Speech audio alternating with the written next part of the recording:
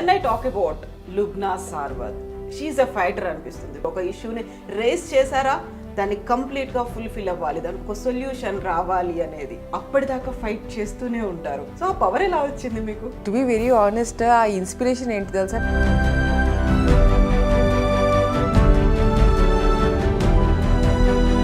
తుమ్ నికలో కార్వాన్ బన్ జాయేగా.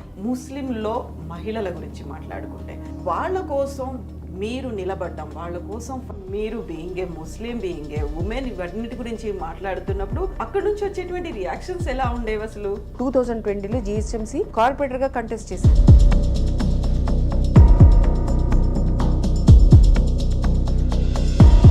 क्या कर रहे, जाओ जाओ.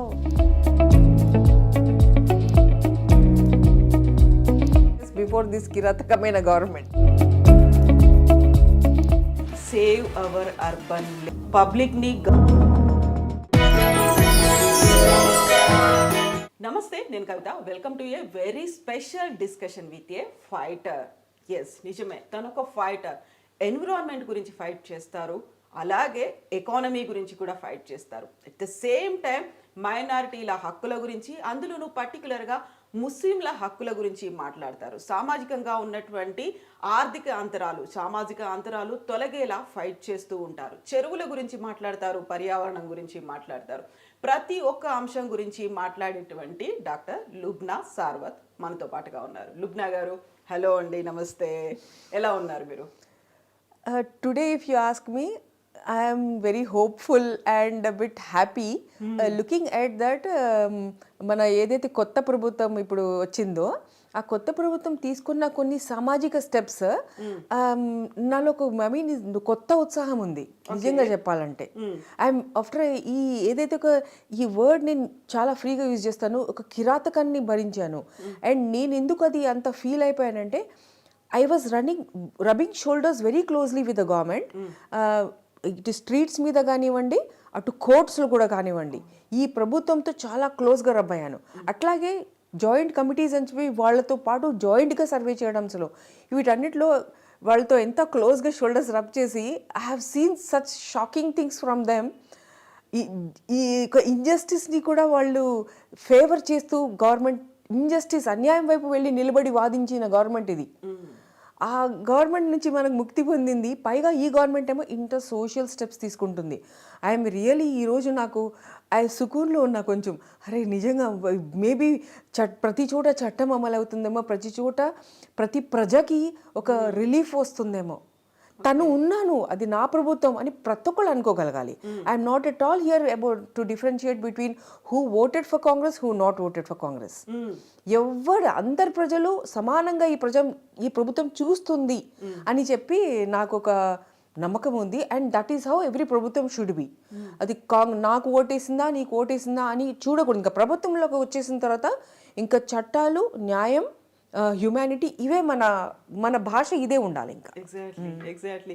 యూజువల్గా ఎవరినైనా మనం మాట్లాడాలి అనుకుంటే, ఏదైనా ఒక ఇష్యూ మీద ఫైట్ చేస్తున్నారంటే వాళ్ళకి ఒక సోషల్ యాక్టివిస్ట్ అనేటువంటి ఒక ట్యాగ్ ఒకటి ఉంటుంది. వాళ్ళు ప్రతిదాన్ని క్వశ్చన్ చేసేస్తుంటారు, లేకుంటే ప్రతి ఒక్కటి వాళ్ళకి ఇష్యూగానే కనిపిస్తుంది అనేది ఉంటుంది.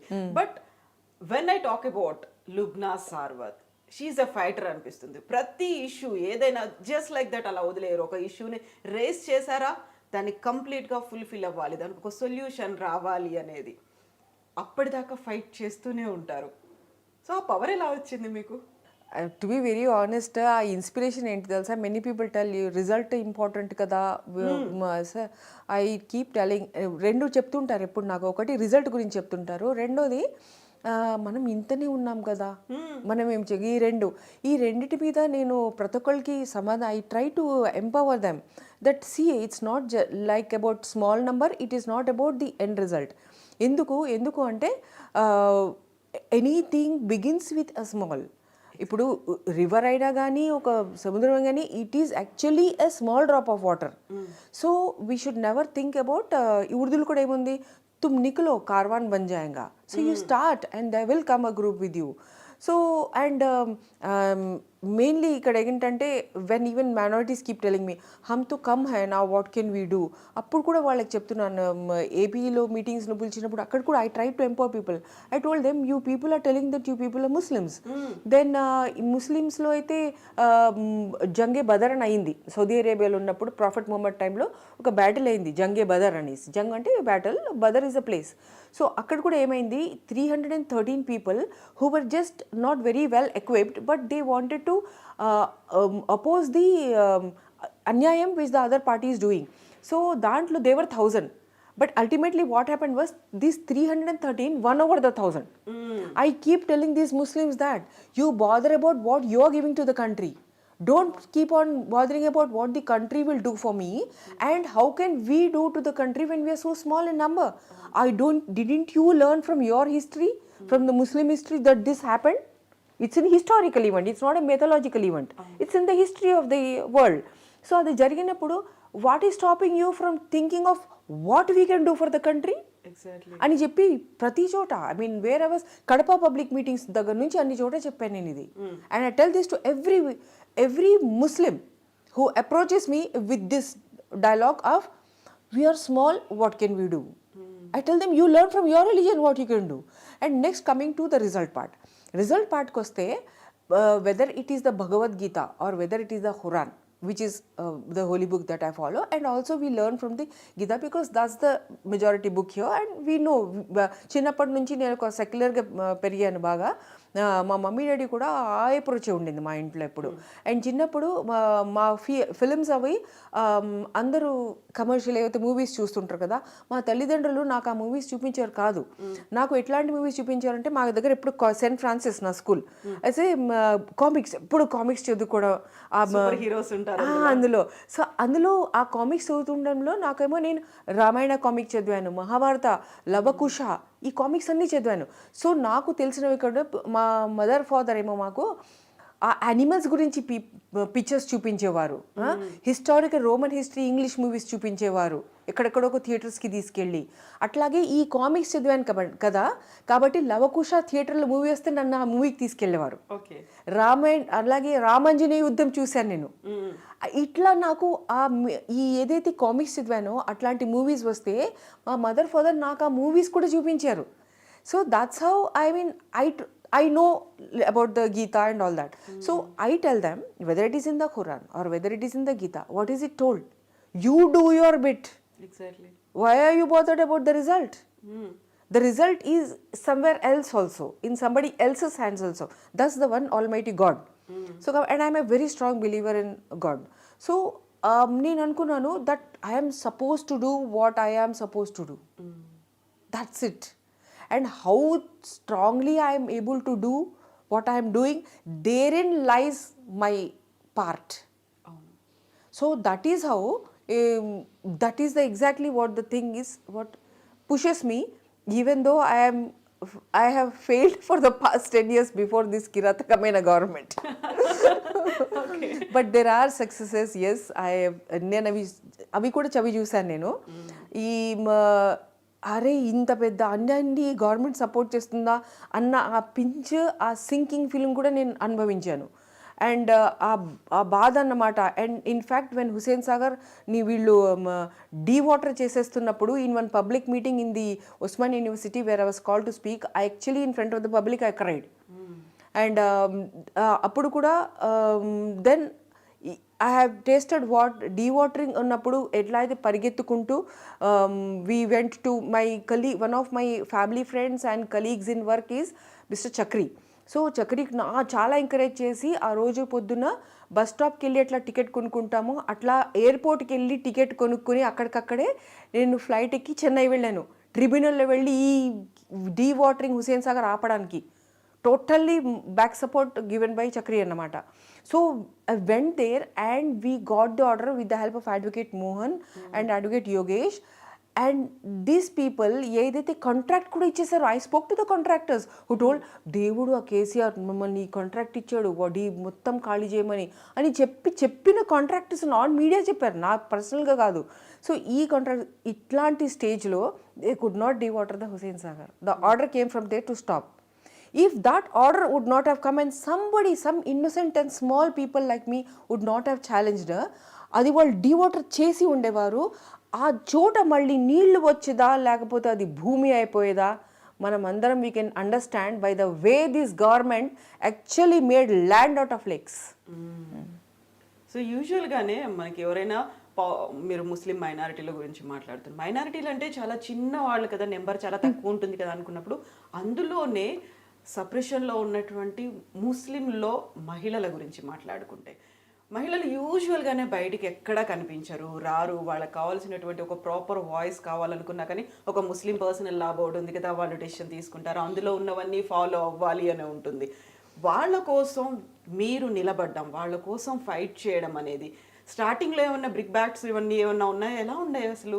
It is not an easy journey, but at the same time I want to acknowledge, because I'm on record, I want to acknowledge that at many places wherever I'm trying always to take up the mainstream issues, most of the issues that I take up are not minority issues, they are mainstream issues, because my botheration is about the 100% things that affect the 100% humanity.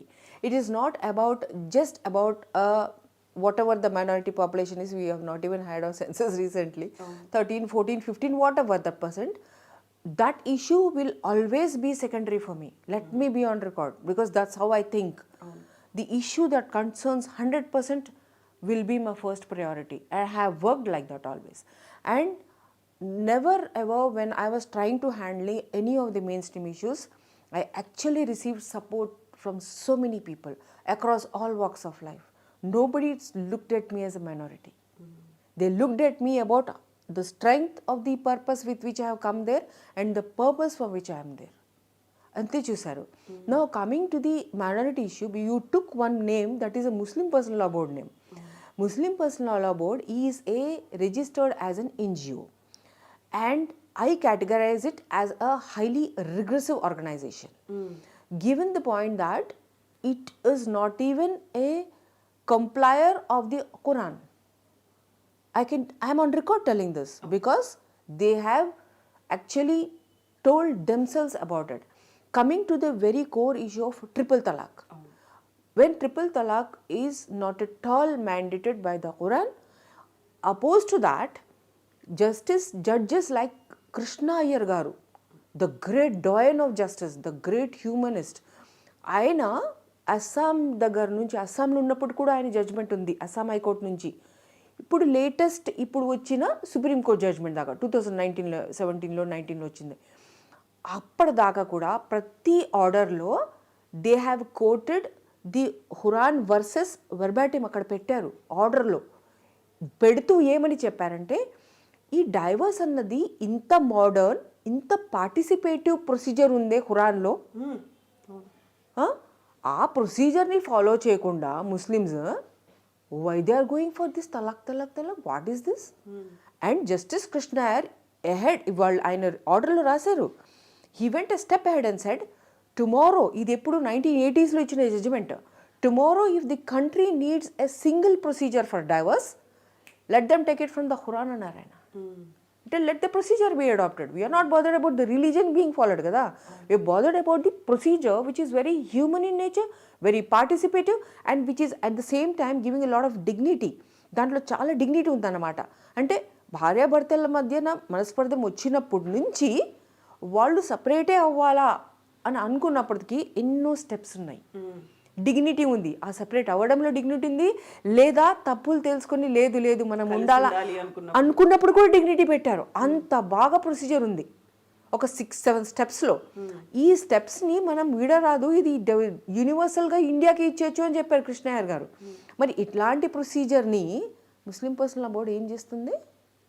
ఎఫిడవిట్లో రాసిస్తుంది సుప్రీంకోర్టుకి, లేదు ఈ తలాక్ అన్న triple తలాక్ అన్నది సరైంది కాదు, కానీ ఒకవేళ husband అది ఇచ్చేస్తే అది ఇంకా ఉంటుంది, అది చెల్లుతుంది అంటే. How is it tenable that you are telling it is not in the Quran, but if he gives it is okay? What are you telling? Somebody should question this. And you didn't bother to tell the Supreme Court that this is the procedure in the Quran. What the hell are you doing? So ఇవన్నీ అప్పుడు ఇక్కడ చాలా I try to conduct a lot of round tables here and I was on the media also telling these things that this is in the Quran, this is in the supreme court order.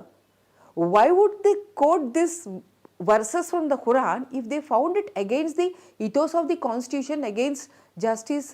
న్యాయానికి విరుద్ధంగా ఉంటే, ఒక dignity లేకుండా ఒక రిగ్రెసివ్గా ఉంటే అసలు ఆ procedure పెట్టేవారా ఆర్డర్స్లో? మరి పెట్టారు కదా. ఈ గవర్నమెంట్ దాంట్లో కూడా, బీజేపీ గవర్నమెంట్ దాంట్లో కూడా పెట్టారు. BJP had a wonderful opportunity. సుప్రీంకోర్టులో ఇది ఉంది కదా, ఈ ప్రొసీజర్ రాసి మనం చట్టబద్ధంగా ఈ ప్రొసీజర్ పెట్టేద్దాం, ఖురాన్లో ఉన్న ప్రొసీజర్ ముస్లిమ్స్ మీరు ఇది ఫాలో కండి అని చెప్తే అది ముస్లిం ఉమెన్కి కొంచెం ఊరట వచ్చేది. అరే మన ఖురాన్ ప్రొసీజర్ పెట్టారు అనేసి. అది చేయకుండా ఆ ముస్లిం ఉమెన్ జీవితంని ఎటు కాకుండా చేస్తుంటే ఆయన అంటే జైలుని ఉండాలంట. ఇప్పుడు ఈమె సంగతి ఏంటి, ఆయన సంగతి ఏంటి, వీళ్ళ వివాహం సంగతి ఏంటి, పిల్లల సంగతి ఏంటి, ఎకానమీ సంగతి ఏంటి, అవన్నీ మర్చిపోయి జస్ట్ నువ్వు రిబుల్ తలాక్ పెట్టావా. పైగా ఆర్డర్ ఎంత ఘోరంగా ఉందంటే I pointed out that to everybody. And అది ఎవరు అంటే తెలిసిన వాళ్ళు ఎవరు వెళ్ళి కంప్లైంట్ ఇచ్చినా ఇది అవుతుందంట ఇప్పుడు. అంటే ఎవడన్నా కక్ష పెట్టి, ఇది ఇంకోలా కూడా పనిచేయచ్చు. ఇప్పుడు కక్ష పెట్టి ఆ హస్బెండ్ మీద ఎవరైనా పెట్టినా వాడు లోపలికి వెళ్ళిపోతాడు. నిజం చేసినా వెళ్తాడు, నిజంగా చేసినా వెళ్తాడు. నిజంగా చేసినా ఇది ఈమెకి ఊరట లేదు స్త్రీకి. అది కావాలని మనం చేస్తున్నా it is injustice to the man and injustice to the marriage. So it is under, ఇటు ముస్లిం పర్సనల్ లా బోర్డు ఇప్పుడు చేసింది ఏంటి, గవర్నమెంట్ చేసింది ఏంటి, ఎక్కడి మామూలు అక్కడే ఉంది. ఈ రిజల్ట్ ఏమైందంటే వాళ్ళు ఇప్పుడు చెప్పా పెట్టకుండా నువ్వు అమ్మాయి వాళ్ళ ఇంటికి వెళ్ళిపో అని చెప్పి అక్కడ పెట్టడం, మళ్ళీ తీసుకోలేకపోవడం. ఇది నా దగ్గర కేసెస్ ఉన్నాయి ఇట్లాంటివి. How bad we will feel when we're brushing so close with the problems and we're studying what the institutions like Muslim Personal Law Board that you quoted are doing and what the government is doing. ఇంత close నుంచి ఇవన్నీ చూశాక ఎంత ఎంత బాధ ఉంటుంది. Nothing is getting solved. So మనం ఇక్కడ మీరు being a Muslim, being a women, ఇవన్నిటి గురించి మాట్లాడుతున్నప్పుడు అక్కడ నుంచి వచ్చేటువంటి రియాక్షన్స్ ఎలా ఉండేవి అసలు?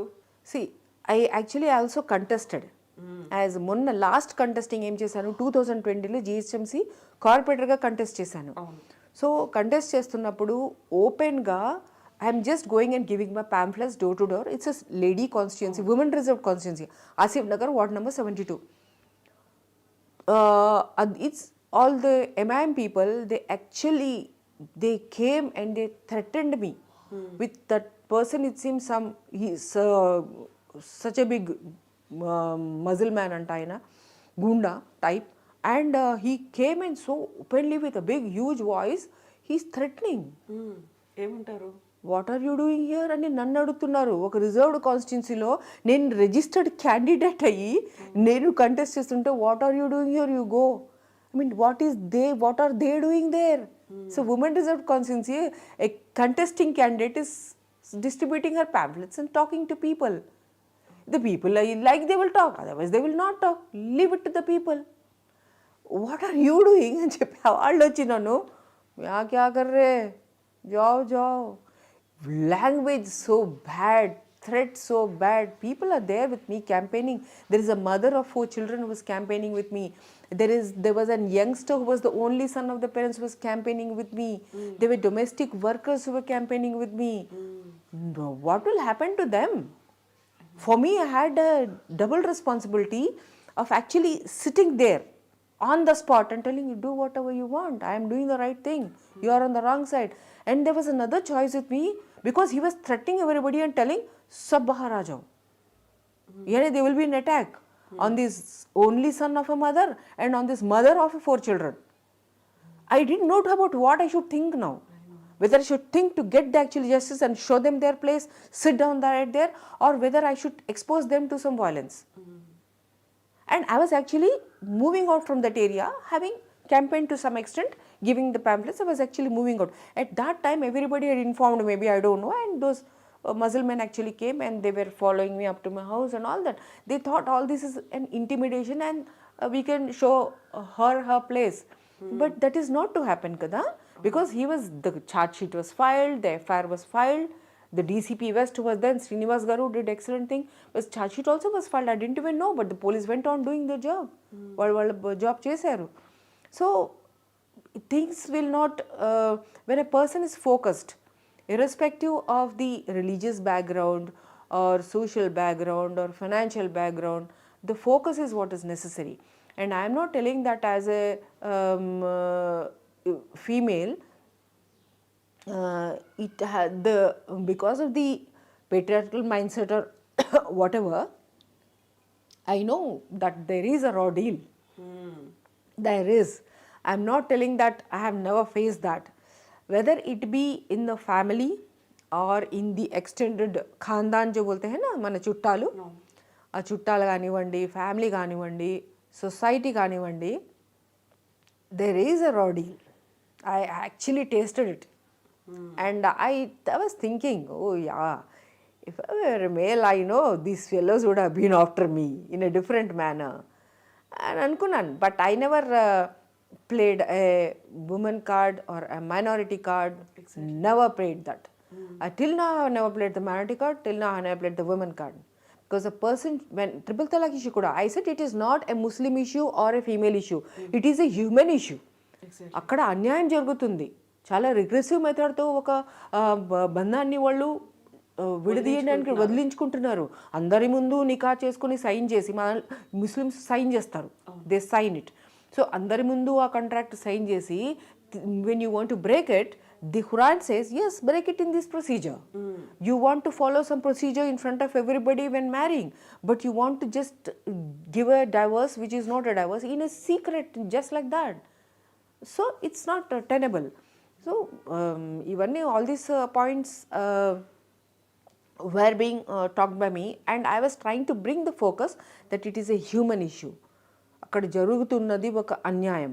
ఒక if you take Muslim population as 14%, then the women form 7%, right? Exactly. So it is an issue concerning 7% of the Indian population. Treat it in that manner. అని చెప్పి I used to bring the focus that it is not I am not bothering thinking that it's a minority or a women issue. It is actually a humanitarian issue. And ఒక అన్యాయాన్ని మనం అరకట్టాలా. ఆ అన్యాయం ఏంటి, అలా ఊరికి పెళ్లి చేసేసుకుని సడన్గా నా మైండ్లో వస్తే నేను చెప్పేస్తే అది వ్యాలిడ్ అయిపోతుంది అనడం తప్పు. కోపాల్లో ఎన్ని జరుగుతాయో ఫ్యామిలీలో మనం ఏమైనా విట్నెస్ కాం దానికి, కానీ అది వ్యాలిడ్ అనడం అక్కడుంది పొరపాటు. అది పాయింట్. ఎగ్జాక్ట్లీ. సో ఇప్పుడు మనం మనుషులకి జరుగుతున్నటువంటి వివక్ష, అందులో మతంలో జరుగుతున్నటువంటి వివక్ష, మహిళల మీద జరుగుతున్నటువంటి వివక్ష ఇంత మాట్లాడుకుంటున్నప్పుడు ఇదే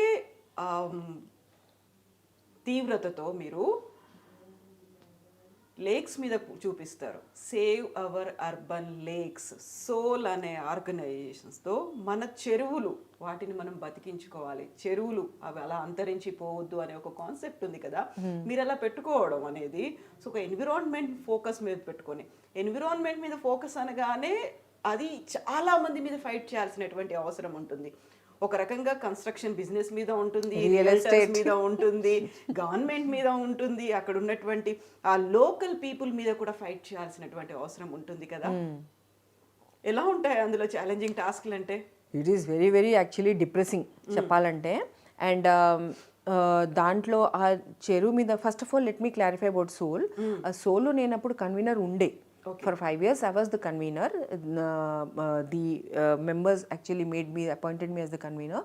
And 2018 lo from 2013, from 13 to 18 I was the convener, but after that somebody else is the convener. So I am not representing Soul on any platform now. I am an independent ga nenu cheskuntunnanu, and we form as and when it is necessary. Ipudu long live lakes campaign ani modulu pettam. Enduku GO111 rendu sagars ni, Himayat Sagar, Usman Sagar ni kaapadukodaniki. So like this, it's all, it's about gathering, generating the momentum, gathering people, scientists, politicians andarni gather chesukodam, press ni gather chesukodam, ఒక many people, yes, many people, they may not stand for it, they may not, some may only talk for it, some may not be able to do much, but at least I'll tell you one thing what has happened. More and more people are thinking about lakes. More and more people are able to talk about lakes. This is what I want. That every person should understand the importance of that huge water space that is in their vicinity. అది మాత్రం జరిగింది. That I am happy. That yes, more and more people. ఇది ఎట్లా తెలుసా, same thing another issue about these minorities. ఈ కేసీఆర్ ప్రభుత్వం ఏం చేసిందంటే ఎప్పుడు రంజాన్ నెలలో దావత్ ఇఫ్తార్ అని చెప్పి కోట్లు పడేయడం అన్నమాట. సో నావి 2 కేసెస్ ఉన్నాయి, ఇప్పటికీ ఉన్నాయి హైకోర్టులో. ఐ ఫైల్డ్ అగైన్స్ట్ దట్ దావత్ ఇఫ్తార్. నువ్వు ఇవ్వకూడదు, ఎందుకు, నువ్వు మైనారిటీ వెల్ఫేర్ ఫండ్ ఏదైతే బడ్జెట్లో ఉందో అందులో నుంచి తీసి ఇఫ్తార్కి దావత్ ఇస్తున్నాడు. అక్కడ ఏముంది, మైనారిటీ ఉంది, వెల్ఫేర్ ఉంది. How is this A minority? How is the welfare of minority if you give iftar in LB stadium by calling all the కడుపు నిండిన జేబు నిండి ఉన్న వాళ్ళని నువ్వు అక్కడ పిలిచి అక్కడ నువ్వు బిర్యానీ తింటూ ఉంటే అందులో ఏ మైనారిటీకి వెల్ఫేర్ అయింది అది నాకు కాస్త చెప్పు. ఎందుకంటే మైనారిటీ వెల్ఫేర్ ఫండ్స్ నుంచి కోట్లు తీసి వాళ్ళకి ఇస్తున్నాను అంతా అని చెప్పి నేను కేసు వేశాను. కేసు వేసి 2 years కన్సిక్యూటివ్గా వేశాను నేను. డిస్పోజ్ అవ్వలేదు, ఇంకా ఉంది ఆ కేసు. ఎందుకంటే వాళ్ళు అక్కడ రాసి ఇచ్చారు మైనారిటీ ఫండ్స్ నుంచి మేము చేయము అని. కానీ ఇప్పటికీ ఆయన మైనారిటీ ఫండ్స్ నుంచే చేస్తున్నాడు. ఆయన మొన్నటి దాకా కూడా 23లో ఇచ్చింది కూడా నేను కంటెంప్ట్ అని కూడా రాశాను హైకోర్టుకి. ఈయన కంటెంప్ట్ చేస్తున్నాడు, ఈయన take action against the chief minister అనేసి. But nothing happened. Okay, so ఇట్లా ఈ దావత్ ఇఫ్తార్ టైంలో కూడా నేను కేసు ఫైల్ చేసినప్పుడు when I spoke about how Owaisi in spite of being Hyderabad MP అయి ఉండి ఆయన దావత్ ఇఫ్తార్లో అక్కడ వంగి ఖజూర్లు తీసుకుంటా ఉంటే అక్కడ ప్రజల సంగతి ఏంటి, ఈ ఫండ్స్ ఏంటి, అసలు ఏం జరుగుతుంది, అసలు ఇఫ్తార్ ఎందుకు వచ్చింది, ఆ రోజా ఏంటి, ఆ రోజాని వీళ్ళు ఎందుకు పొలిటికల్గా వాడుకుంటున్నారు, ఆ రోజా ముస్లింలు వాళ్ళ పని వాళ్ళు చూసుకుంటారు, నీ ఒక రోజు ఇఫ్తార్తో కానీ నీ ఒక డబ్బులతో కానీ వాళ్ళు కూడు ఏం లేదు, వాళ్ళు నువ్వు డబ్బులు ఇవ్వినా ఇచ్చకపోయినా వాళ్ళు రోజా పెట్టుకుంటారు, వాళ్ళు చేసుకుంటారు, అది వాళ్ళ ఇష్టం. నువ్వెందుకు ఈ మతం ఉన్నదాన్ని నువ్వెందుకు పొలిటికల్గా ఇదంతా ఏంటి అని చెప్పి నేను and I highlighted all the problems in the high court. ఆ వీడియో వైరల్ అయింది. ఆ వీడియో వైరల్ అయిన తర్వాత 2 years కూడా వైరల్ అయిన తర్వాత more and more youngsters started speaking.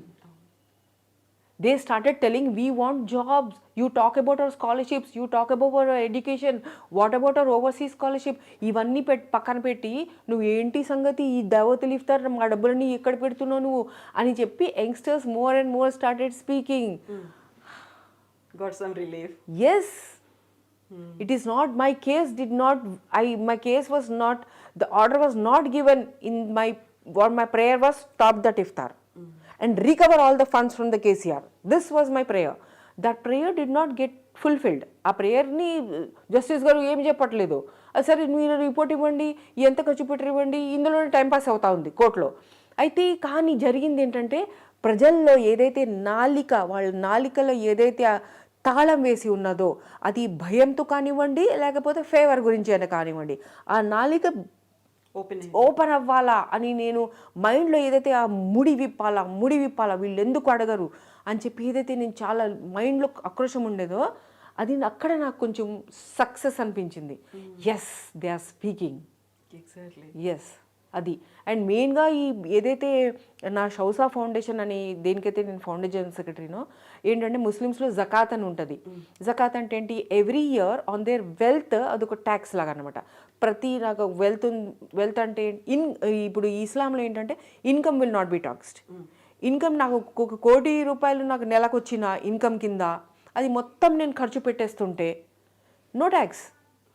కానీ నా దగ్గర 1 లక్ష ఉన్నా అది ఏమో 1 yearతో పాటు అది ఉంది ఎక్కడో అక్కడ ఒక బ్లాట్ మెదర్గా కానీ ఒక బ్యాంకులో డిపాజిట్ ఎట్లా అయినా కానివ్వండి 1 year గడిచింది, దాన్ని నేను ఏమాత్రం వాడలేదు, నా జీవితం మాత్రం సాఫీగా సాగిపోతుంది, అది నా వెల్త్ అవుతుంది, అది దట్ ఈస్ ట్యాక్స్డ్.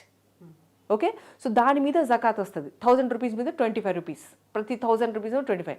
సో ఆ జకాత్ ఫండ్స్ ప్రతి రంజాన్లో కానీ మామూలుగా కానీ యూజ్ చేయొచ్చు. సో అది మొత్తమేమో మా షౌసా ఫౌండేషన్లో మా చుట్టూ మా బ్రదర్ అండ్ సిస్టర్ కానివ్వండి, మా చుట్టాలు కానివ్వండి, మా ఫ్రెండ్స్ కానివ్వండి అక్కడ డిపాజిట్ చేస్తూ ఉన్నారు. అది నేను ఎక్కడ యూజ్ చేశానంటే ఇప్పుడు ఏదైతే ఈ అమ్మాయిలు చదువుకునే అమ్మాయిలు మధ్యలో వదిలేసి వీళ్ళందరినీ పట్టుకోవడం అన్నమాట. చలో లిటరసీ డ్రైవ్స్ అది మొదలుపెట్టా.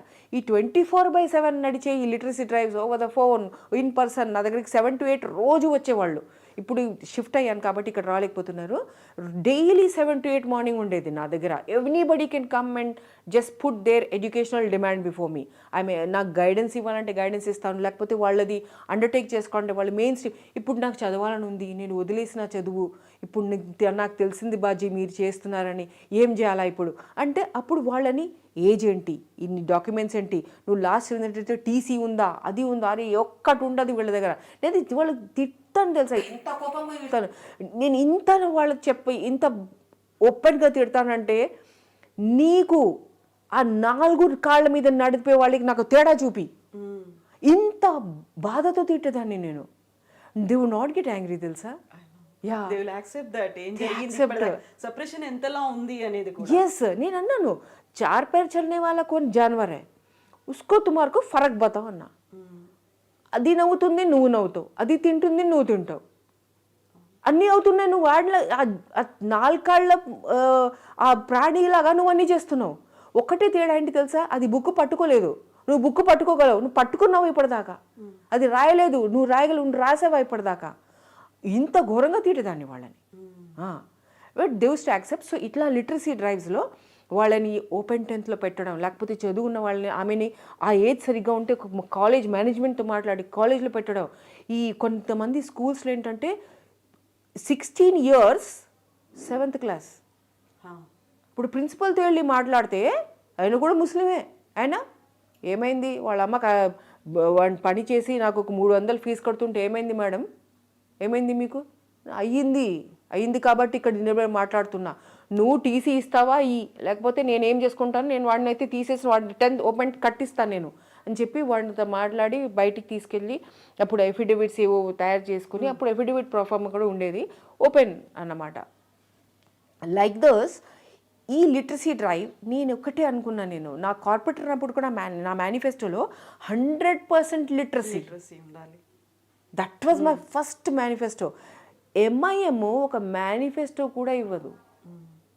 ఆ ప్రజల్ని ఎంత నీచంగా చూస్తుందంటే వాళ్ళ ఈలలు వాళ్ళ చప్పట్లు అదే మా పవర్. వాళ్ళు చదివి నా ఎదురుగుండా నిలబడి ఏమయ్యా ఏం చేస్తున్నావు అని వాళ్ళు నన్ను అడిగేటట్టు నేను వాళ్ళని పైకి తీసుకొస్తానన్నది లేదు. అది మా ఎజెండా కాదు. మా ఎజెండా ఏంటి, వాళ్ళు ఎట్లయినా ఉండని, వాళ్ళు నన్ను ప్రశ్నించే వాళ్ళు అవ్వకూడదు, ఈ కిరాతకం నడవాలా, నేను ఎక్కడున్నానో అక్కడ ఉండాలా, ఎదుగుతూ ఉండాలా, వాళ్ళు ఎక్కడున్నారు వాళ్ళు అక్కడే ఉండాలి, వాళ్ళకి ఎక్కువ జ్ఞానం చదువు ఉండకూడదు, లేకపోతే లుబ్నాలా తయారైపోతారు. అది this is what is happening. ఇప్పుడు కూడా ఈ 2023 మొన్న జరిగిన ఎలక్షన్స్లో స్మాలెస్ట్ పర్సంటేజ్ ఆఫ్ ఓటింగ్ ఎక్కడి నుంచి, హోల్ సిటీ. షాక్ తిన్నా నేను ఆ పర్సంటేజ్ తిని. ఎంత రెస్పాన్సిబిలిటీ ఉంది అక్కడ ఎంపీ మీద, అక్కడ ఎమ్మెల్యే మీద. మీరు ఓటు వేయండి రా, మీరు ఎవరికైనా ఓటు వేయండి, కానీ ఓటు వేయండి, నచ్చిందేదో నోటా వేయండి. ఆ ధైర్యం పెట్టుకోవాలా ఎంపీ ఎమ్మెల్యే ఏం ధైర్యం పెట్టుకోవాలి తెలుసా, నీకు ఎవరు నచ్చట్లేదమ్మా, నేను క్యాంపెయిన్ కోసమే వచ్చిన, నేను ఇది చేస్తా అని చెప్తున్నా, నీకు ఎవరు నచ్చలేదా నోటా మీద వెయ్యి, కానీ వెయ్యి. ఈ ధైర్యం ఉండాలా. ఈ ధైర్యం లేక ఒక అవేర్నెస్ తీసుకురారు, ఎడ్యుకేషన్ తీసుకురారు, ఒక గవర్నమెంట్ కాలేజ్ ఓపెన్ అవ్వలేదు. 10 సాల్ 15 సాల్ షో మీ ఒక్క న్యూ గవర్నమెంట్ స్కూల్ కానీ గవర్నమెంట్ కాలేజ్ కానీ చూపించండి నాకు ఓల్డ్ సిటీలో. హైదరాబాద్ ఎంపీ కాన్స్టిట్యున్సీలో 7 సీట్స్ ఏం చేశారయ్యా? 7 seats and 1 MP seats, 7 assembly seats. ఆ గోషామాల్ సీట్ ఏమో బీజేపీకి డొనేషన్, వీళ్ళ డొనేషన్ అన్నమాట. ఆయన ఎంపీ కాన్స్టిట్యున్సీలో పక్కన నాంపల్లి ఏమో తీసుకుంటారు. సరే 7 సీట్స్ ఉండండి అయ్యా, show me what for, why MIM, ఒక్క reason, why MIM, let the people tell me one reason. When I had contested in 2014 as a MP. అప్పుడు అప్పుడు అర్థమైంది ప్రజల పల్స్. వీళ్ళు ఏదైతే సెక్యూరిటీ రీజన్ చూపిస్తుంటారు చూడండి, ఇదే యార్డ్ స్టిక్ కదా మరి బీజేపీ పడుతుంది. బీజేపీ వాళ్ళ అన్ని ఎఫిలియేట్స్ సిస్టర్ ఆర్గనైజేషన్స్ ఎప్పుడు ఏం చేస్తాను, హిందూ తుమ్ ఖతరే మే హై, హిందూ జాగ్రత్త, నువ్వు ఒత్తిడిలో ఉన్నావు అని 80% పాపులేషన్కి చెప్తా ఉంది. ఎంఐఎం పాట పాడే అదే కదా, తుమ్ ఖత్రే మే హే ముస్లిం, తుమ్ ఖత్రే మే హే. నన్ను అదే అడిగారు యూత్ అందరూ, నా క్యాంపెయిన్లో నన్ను అడిగారు, మేడం ఏ సబ్సే भी సెక్యూరిటీ ఇంపార్టెంట్ ఏనా మేడం.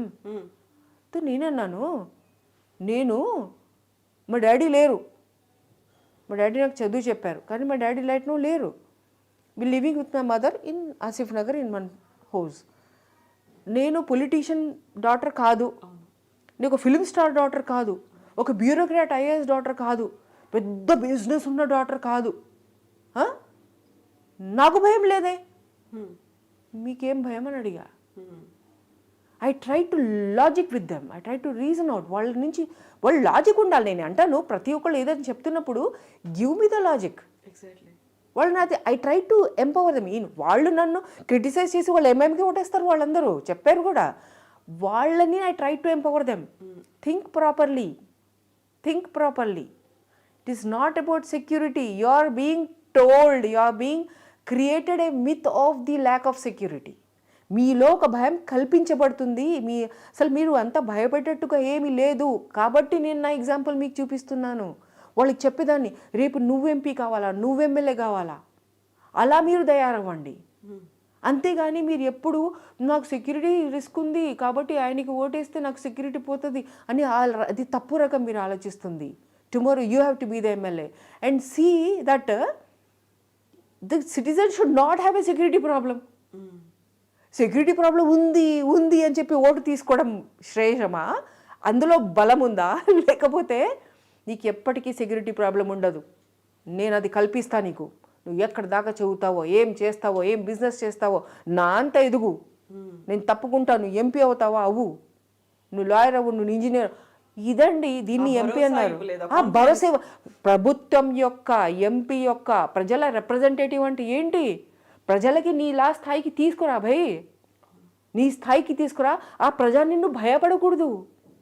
ఆ ప్రజ భయపడకుండా సూటిగా ఇలా చూసి, క్యా బాత్ హై భయ్, మై ఓట్ డాలి తో తుమ్ వహా గయే, యాదే గుర్తొస్తుందా? ఓటు నేను వేస్తే నువ్వు అక్కడ ఉన్నావు, అది గుర్తుపెట్టుకో.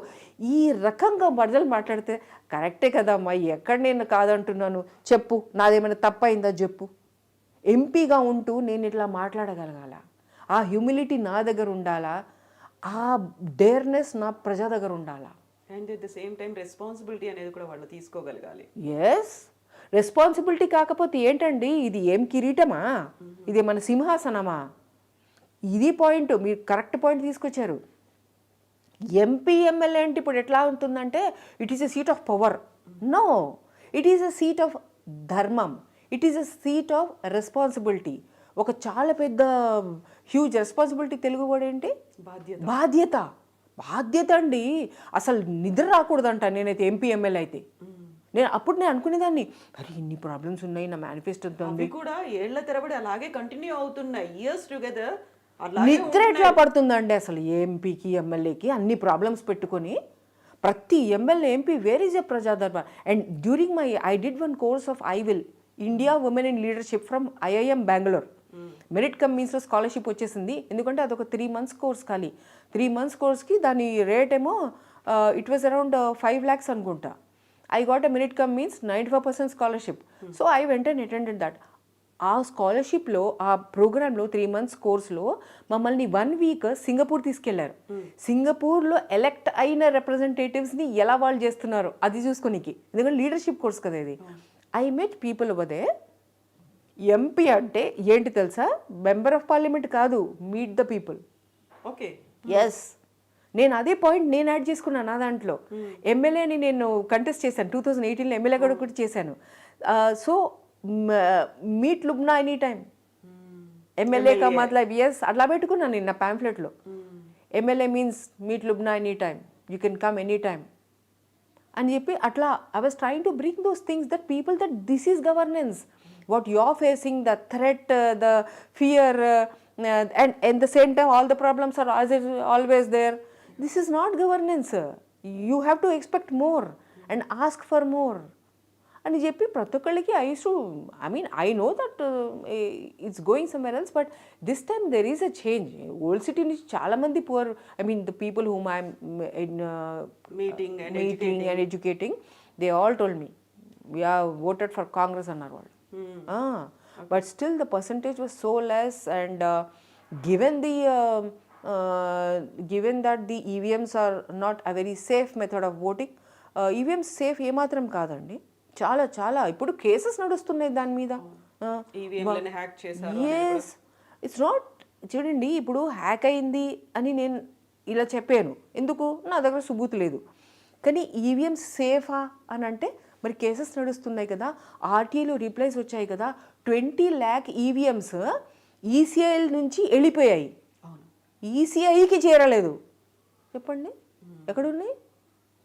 ఎంత ఇది అసలు ఎంత స్టార్ట్లింగ్ ఉంది, ఎంత అరే భయంగా ఇట్లా లేదు, జంకు తినట్లేదు మనం, ఇదేంటి ఇట్లా ఇక్కడ పోయినట్టు అంటే ఇంత ఫాల్స్ ఉందండి. నేడు గవర్నెన్స్ వాళ్ళు బోనాఫైడ్గా ఏదైనా చేయాలనుకుంటే దాపరికం అవసరం ఉండదు. ఏదైనా తప్పు చేస్తున్నప్పుడే దాచాల్సిన అవసరం ఉంటుంది. ఈ ప్రీవియస్ గవర్నమెంట్ ఆర్డర్స్ వెబ్సైట్ ఒక్క గవర్నమెంట్ ఆర్డర్ ఉండదండి చూడాలంటే. ఎందుకు నువ్వు అట్లా చేయాల్సి వచ్చింది? ఎందుకంటే నువ్వు సరి అయిన పని చేయట్లేదు, అప్పుడు నువ్వు దాస్తావు. అప్పుడు నువ్వు దాచేటప్పుడు నీకు ఒకడు ఉండే అర్హత లేదు. ఇది పాయింట్. ఎందుకంటే నువ్వు సీక్రెట్గా వచ్చి కూర్చోలే అక్కడ. ముఖ్యమంత్రిగా ఒక minister of municipal and administration అని చెప్పి కేటీఆర్ ఏదైతే ఉన్నారో వీళ్ళందరూ ఊరికి సీక్రెట్లో వచ్చి కూడలే కదా, ఆకాశం నుంచి ఊడిపడలే. ఎన్నో ఎన్నో ఎన్నో జనాలు వెళ్ళి నొక్కి నొక్కి నొక్కి నీకు అక్కడ పంపించినారు. ఆ నొక్కిన వాళ్ళకి ఏం చేసినావు నువ్వు? ధోకా ఇచ్చినావు జిహెచ్ఎంసీ మొత్తంలో. ఇక్కడ మనం ఓల్డ్ సిటీ గురించి మాట్లాడుకుంటే 7 seats 7కి 7 ఎంఐఎంకి వెళ్తున్నాయి. ఇయర్స్ టుగెదర్ అదే నెంబర్ రిపీట్ అవుతుంది, ఒక ఎంపీ అలాగే ఉంటారు. మనం ఎంఐఎం ఓల్డ్ సిటీ వీటన్నిటి గురించి మాట్లాడుకున్నప్పుడు ఓవైసీ బ్రదర్స్ దగ్గర నుంచి వచ్చేటువంటి రియాక్షన్స్ ఎలా ఉంటాయి when you are fighting on these issues?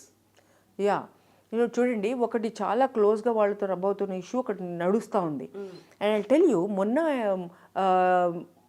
మొన్న ఏదైతే ఎలక్షన్స్ జరిగినాయి కదా, ఇప్పుడు ఈ ఎలక్షన్స్లో కూడా నవంబర్ ఎలక్షన్స్లో వాళ్ళు ఒక ట్విట్టర్ మీద వాళ్ళు స్పీచెస్ అవన్నీ చెప్పుకుంటూ మైనే యహా ఇమారత్ బనాయా వహా ఇమారత్ బనాయా అని ఏదేదో గరీబ్ ఒక స్కూల్ అని చెప్తున్నప్పుడు, ఇమారత్ అని చెప్తే ఈ ఇమారత్ గురించి అతను మహారాష్ట్రలో ఏదైతే అక్కడ ఎలక్షన్ జరిగినప్పుడు అక్కడ కూడా వాళ్ళ ప్రచారంలో వాడారు. ఇది వాళ్ళ ఏదైతే ఇమారత్ అని చెప్తున్నారో అది మొత్తం బండ్ల కూడా చెరువులో ఉంది. ఏదైతే ఇవి ఇక్కడ ఓల్డ్ సిటీలో సురం చెరువు, బండ్ల కూడా చెరువు అని చెప్తారు, అక్కడ ఉంది. అది చెరువు లోపల ఉంది అని కడుతున్నా అని చెప్పి జస్ట్ ఫౌండేషనల్ స్టేజ్లో లేక్ లోపలికి వెళ్ళి ఫొటోస్ తీసి లోకాయుక్తకి వెళ్ళి ఫైల్ చేస్తే నేను ఈరోజు అదొక హై రైజ్ 10 stories 11 stories కట్టారే వాళ్ళు. న్యాయస్థలం వాట్ ఈజ్ ఇట్ డూయింగ్? ఇప్పుడు ఏం స్టేటస్ ఏంటి తెలుసా? Reserve for order. ఇట్లా ఆయన జాయింట్ కమిటీ పెట్టారు లోకాయుక్త గారు. పెడితే 40 దాకా ఒఫీషియల్స్, పోలీస్ అందరూ దాదాపు 30 నుంచి 40 మంది జాయింట్ ఇన్స్పెక్షన్కి వచ్చారు. వాళ్ళు ఒఫీషియల్స్ వచ్చి ఏం చెప్పారు తెలుసా? అక్కడ ఫస్ట్ టైం అక్కడికి వెళ్తే మమ్మల్ని థ్రెట్ చేస్తున్నాను, మమ్మల్ని తరుము కొడుతున్నానని ఒఫీషియల్స్ చెప్పారు వచ్చి లోకాయుక్త ముందర. లోకాయుక్త అన్నారు, ఇది వచ్చి నాకు చెప్తారంటే పోలీస్ ప్రొటెక్షన్ తీసుకుని వెళ్ళండి, నాకు రిపోర్ట్ కావాలి అన్నారు. ఓకే, అయితే లోకేష్ కుమార్ గారు అప్పుడు కమిషనర్ జిహెచ్ఎంసీ, నన్ను వెళ్ళమన్నారు లోకాయుక్త గారు యాజ్ ఏ పిటిషనర్. అక్కడ ఆన్ ద స్పాట్ ఆయన చెప్పారు, ఈ బిల్డింగ్కి అసలు పర్మిషనే లేదు అని అందరి ముందు చెప్పారు. అండ్ వీళ్ళు ఏం చేశారంటే ఇరిగేషన్ ఆఫీషియల్స్ అందరూ, ఇది జస్ట్ 1 year బ్యాక్ కహాని ఇది. ఇరిగేషన్ ఆఫీషియల్స్ ఏం చేశారు, ఆ బిల్డింగ్ మొత్తం వదిలేసి ఫెన్స్ కట్టేశారు. అంటే ఏంటి, ఇంకా ఉండమ్మా నువ్వు చక్కగా చల్లగా, మేము లేకని మేము పోగొట్టుకున్నట్టే అక్కడి నుంచే లేక ఇప్పుడు ఇంకా కొంచెం కడతారు ఆయన, అప్పుడు అక్కడి నుంచి లేక అంటే ఇంకా లేకే కొన్నాళ్ళకి జనాలకి లేకే ఉండదు. వర్షం వచ్చినప్పుడు వాళ్ళు లేకు ఉండాల్సిన లేకులు వాళ్ళు మునిగి ఉంటారు. ఆ రకంగా తయారు చేస్తున్నాం అన్నమాట మనమంతా. సో ఇది అనే రాసి కూడా ఇచ్చాడు ఎవరు, జిహెచ్ఎంసీ కమిషనర్ లోకేష్ కుమార్ గారు, దట్ ఈ బిల్డింగ్ అసలు పర్మిషన్ లేదు అని చెప్పేసి. మరి ఇంత ఇన్ఫర్మేషన్ వచ్చిన తర్వాత ఆ లోకాయుక్త ఇంత ధైర్యంగా ఇవన్నీ చేశారు కదా. పైగా ఏమన్నారు తెలుసా, ఈ ఈ పెటిషనర్ 2000 ఎప్పుడు వచ్చింది, 2018లోనూ 17 కేసు అది. అప్పటి నుంచి ఇప్పటిదాకా అక్కడ మారిన ఎంఆర్ఓస్, కమిషనర్స్ అందరి పేర్లు నాకు ఇవ్వండి, వాళ్ళంతా ఏం చేస్తున్నారో నేను కనుక్కుంటా, ఈ రకంగా వెళ్ళిన లోకాయుక్త సడన్గా సైలెంట్ అయిపోయారు. ఇప్పుడు రిజర్వ్ ఫర్ ఆర్డర్ అని పెడుతున్నారు. మీరు చెప్పినవన్నీ ఏమైనాయి? చెప్పేయడం కాదు కదా, మీరు ఆర్డర్స్ రాశారు, అదంతా ఏమైంది? ఎందుకు మీరు అది ఈ రోజు పిలవట్లేదు? మీరు చెప్పిన ఆర్డర్నే మీరు ఎందుకు ఇన్ఫర్మేషన్ వాళ్ళు ఎందుకు నేను వాదించాను పార్టీ ఇన్ పర్సన్. సార్ మీరే చెప్పారు కదా ఇవన్నీ అడిగిన, వాళ్ళు ఇవ్వట్లేదు, మరి ఇన్ఫర్మేషన్ వాళ్ళు రాబట్టండి, ఇందులో ఉంది కహానీ మొత్తం. Nothing came. ఇప్పటికి నేను ఫోన్ చేయడం, పర్సనల్గా వెళ్ళడం, నో మేడం ఫైల్ లోపలే ఉంది రిజర్వ్ ఫర్ ఆర్డర్. ఇదా న్యాయం? ఈరోజు ఆ ఇల్లీగల్ ఈ భవనాన్ని మేరీ ఇమారత్ ఓ గరీబోं का ఇమారత్, ఏ గరీబ్కి ఏ ఇమారత్ వెళ్ళింది భయ్? వాళ్ళ హౌసింగ్ చూడండి ఎంత దారుణంగా ఉందో. ఓల్డ్ సిటీలో హౌసింగ్ ఎట్లా ఉంటుందంటే ప్రతి 4-5 హౌసెస్లో మీకు ఒక టీబీ పేషెంట్ అయినా ఉంటారు, మీకేమో ఒక కొంచెం మెంటలీగా డిస్టర్బ్ అయిన వాళ్ళు ఉంటారు, ఇట్లా అన్నమాట. There is not much of health there. ఎందుకు తెలుసు నాకు, ఎందుకంటే స్టూడెంట్స్ని ఎవరైతే ఇళ్ళకి వెళ్ళి చేస్తారు. ఇంకోటి స్టార్ట్ చేశాను అనమాట ఇప్పుడు, తర్బియత్ కి బులంది ఖురాన్కి జరియే. అంటే ఏంటి, పర్సనాలిటీ డెవలప్మెంట్ తో ఖురాన్. వాళ్ళంటే ఖురాన్ అని చెప్పడం, వాళ్ళ ఇంట్లోకి వెళ్ళేదాన్ని నేను. I go in to houses, not that I call them రా నా భవనంలోకి ఎట్లా కాదు. So when I'm going to their houses, వాళ్ళ మధ్యన కూర్చొని ఖురాన్ అంటే అందరు చేరుతారు, మహిళలు, పిల్లలు. చేరిన తర్వాత ఆ ఖురాన్లో ఫర్ ఎగ్జాంపుల్ చెప్తున్నాను ఊరికే, ఒక చాప్టర్ నెంబర్ 4లో 135 సెంటెన్స్ దగ్గర, వర్స్ దగ్గర అక్కడ ఏమనుంది, నువ్వు సత్యం వైపు, న్యాయం వైపు, అదల్ అంటారు, అరబిక్ వర్డ్ అదల్, దాని వైపు నువ్వు ఎట్లా ఉండాలంటే ఆ అవతల వైపు నీ తల్లిదండ్రులు ఉన్నా కానీ, నీ తోబుట్టువులు ఉన్నా కానీ, నీ రిష్తదార్ అంటే నీ అక్కరబావున్ అక్కడ వెళ్ళి నీ దగ్గర వాళ్ళు, నీ రిలేటివ్స్, నీ ఫ్రెండ్స్, నీ దగ్గర కావాల్సిన వాళ్ళున్నా కానీ, ఎవరున్నా కానీ, వాళ్ళు పేదలైనా కానీ, వాళ్ళు రిచ్ అయినా కానీ, ఏమున్నా కానీ, నువ్వేం చేయాలా, నువ్వు సత్యం వైపు ఉండాలా, నువ్వు దాని వైపు నువ్వు విట్నెస్గా ఉండాలా, నువ్వు అటువైపు ఉండకూడదు. అంత భగవంతుడు చూస్తున్నాడు, నీకు ఇది హుకుం ఇది అని చెప్పి ఖురాన్లో ఉంది. అది ఆ పాయింట్ తీసుకుంటాను. చూడమ్మా ఖురాన్ లేదు, వాళ్ళ చేతే చదివిస్తాను, వాళ్ళు దాని మీనింగ్ చదివిస్తాను, చదివించి చూడమ్మా ఇట్లా ఉంది. మరి మనం ఏం చేస్తాం, పక్కన ఎవరైనా ఫోన్ చేయంగానే రే ఫోన్ తీసుకొని నేను ఇంట్లో లేనని చెప్పురా అని కూడా మనమే చెప్తుంటాం. అంటే సత్యం ఎక్కడుంది? మనం పిల్లలకి సత్యం నేర్పిస్తున్నామా? సత్యమేవ జయతే అని మన దేశంలో ఉంది. సత్యం హక్, అరబిక్లో సత్యం అంటే హక్ అంటే ట్రూత్ అన్నమాట. Truth is God, God is truth. So ఇట్లాంటివన్నీ నీ పుస్తకంలో ఉంది, దేశంలో ఇట్లా ఉంది. నువ్వు సత్యంని వీడుతున్నావు, నువ్వు ముస్లిం అంటావు, నువ్వు మరి ఖురాన్ అంటావు, ఖురాన్లో ఎవ్వరు ఏం చేయకూడదు అంటావు, నువ్వే దాన్ని రుద్దుస్తున్నావు కదా నువ్వు అని. ఇట్లా వాళ్ళలో ఆ పర్సనాలిటీ అన్నమాట బిల్డప్ చేయడం. తర్వాత ఏమో ప్రతి చోట ఖురాన్లో ఒక ఈమాన్ అంటే believing in the one almighty God, not putting any partners to him, and ఇమ్మీడియట్గా దాని తర్వాత అమలు స్వాలిహాత్ అని వస్తుంది. అంటే ఏంటి, డూయింగ్ గుడ్ డీడ్స్. సో ఖురాన్లో ఈ రెండిటి జోడీ నడిచింది. వీళ్ళకందరికీ అది చూపిస్తూ ఉంటాను. చూడు, నేను ఒక బుర్కా వేసుకోగానే అక్కడ నాకు ముస్లిం, నేను ఉండగా నేను మంచి ముస్లిం. సారీ, నువ్వు ఏదైతే ఖురాన్ నమ్ముతున్నావో అందులో ఏముంది చూడు, చదువు. వాళ్ళ చేస్తే చదివించడం, వాళ్ళ గ్రూప్ ఉంటుంది కదా, అందులో ఒక అమ్మాయిని స్టాండప్ రీడ్ దమ్మే తర్జుమా. అరబీ నీకు రాదు కదా, ఏం పర్లేదు, ఎవరు చెప్తున్నా, నువ్వు తర్జుమా చదువు. తెలుగులో ఉంది, ఉర్దూలో ఉంది, ఇంగ్లీష్లో ఉంది, చదువుతారు వాళ్ళు, చదివిపిస్తాను. ఆన్లైన్ కూడా తీసుకున్నా వీళ్ళకి, నేను ఫేస్బుక్లో కూడా లైవ్లో పెట్టుకున్నా. అంత చదివించడం అన్నమాట. చదివించి వాళ్ళకి ఇట్లా చెప్పడం, నువ్వు పర్సనాలిటీ నీది ఎట్లా ఉండాలా, ట్రూత్ఫుల్గా ఉండాలా. నువ్వు ఇంకొక ఆయుధ ఉందన్నమాట, ఏమంటే నువ్వు పక్క వాళ్ళకి నువ్వు సహాయం చేయనప్పుడు, పక్క వాళ్ళకి ఎవరైనా కానీ పక్క వాళ్ళు, నువ్వు అవసరంలో ఉన్న వాళ్ళకి, అది పక్క వాళ్ళు కానీ ఎవరైనా కానీ నువ్వు సహాయం చేయనప్పుడు, నీకు ఆ స్తోమత ఉండి చేయనప్పుడు నీ నమాజ్ కూడా వ్యర్థం. ఇది కూడా ఉంది ఖురాన్లో. ఇవన్నీ వాళ్ళకి ఎత్తించి చూపించడం అన్నమాట. How this is what I kept personal తర్బియత్ కి బులంది ఖురాన్కి జరి, అంటే పర్సనాలిటీ డెవలప్మెంట్ తో ఖురాన్ నుంచి మనం ఎట్లా మంచి మనుషులమై ఉండి మనం మన దేశాన్ని, మన సొసైటీని మనం లీడ్ చేయగలం, ఎట్లా మనం పైకి తీసుకురావచ్చు అని చెప్పి ఖురాన్లో కమాండ్ ఉంది, ఇయఖ్రా అనేసి. అంటే ఏంటి? చదువు. You have to be a learned person, you have to be an informed person. తఫక్కుర్ అని ఉంది, అంటే ఆలోచించగలిగేది మనిషి. ఇవన్నీ ఖురాన్లో ఉన్నాయండి. నేను ఇప్పుడు చెప్పాను వాళ్ళకి, ఖురాన్ అంటావు నువ్వు, నీకేమనుంది? హుకుం ఉంది, నీ కమాండ్ ఉంది, చదువు అని, చదివించు అని. ఎక్కడున్నావు నువ్వు రోజుకు పేపర్ కూడా చదువు, నువ్వు రోజు ఖురాన్ కూడా చదువు, నువ్వు అసలు పుస్తకం చదువు, నువ్వు పెన్ పట్టి ఎన్ని రోజులైంది చెప్పు. ఇవన్నీ ఏంటి? ఎవడు చెప్పాలి ఇదంతా? Why are you calling yourself a Muslim? మరి నేను ఏమని అంటున్నావు? అమ్మ ఖురాన్ అంటావు, మరి ఖురాన్లో ఇది ఉంది, మరి ఎక్కడున్నావు నువ్వు? ఇట్లా వాళ్ళని రుద్దడం బ్రెయిన్ వాష్ అన్నమాట. సో ఇవన్నీ ఏంటంటే టు ఇన్ఫ్లుయెన్స్ అయ్యింది కొంచెం టు సమ్ ఎక్స్టెంట్ ఏదైనా పర్లేదు. ఎస్, ఇది నేను ఒక పై స్థాయి నుంచి, ఒక ప్లాట్ఫామ్ నుంచి నేను ఇంపాక్ట్ అయ్యి 100% లిటరసీ తీసుకురావాలా, 100% 10th, 100% ఇంటర్, అడల్ట్ ఎడ్యుకేషన్ కూడా అయ్యింది నా దాంట్లో. ఇప్పుడు 3 లేడీస్ ఎవరైతే వాళ్ళ స్టూడెంట్స్ నేను చదివిస్తున్నానో, ఇప్పుడు వాళ్ళు 10th రాసేసి ఇంటర్ రాసి వాళ్ళు ఓపెన్ డిగ్రీ చేస్తున్నారు, బాబాసాహెబ్ అంబేద్కర్ ఇక్కడ దాకా అన్నమాట. సో అది నేను భగవంతుడు నాకు పిహెచ్డీ ఇచ్చారు, నా తల్లిదండ్రులు నాకు చాలా కోఆపరేట్ అయ్యి నాకు పిహెచ్డీ వచ్చింది. కానీ ఒక్కొక్కళ్ళు 10th పాస్ అయితే నేను 10th పాస్ అన్నట్టు ఫీల్ అయిపోతుంటాను. వాళ్ళు ఇంటర్ అయితే ఇంటర్ అయింది వాళ్ళది అన్ని ఖుషి అన్నమాట. వాళ్ళతో ఈక్వల్గా ఖుషి నేను. డిగ్రీ అయితే ఖుషి, వాళ్ళకు పేపర్ పోతే, వాళ్ళు పేపర్ ఫెయిల్ అయితే నేను నా వికెట్ పడిపోయినట్టు.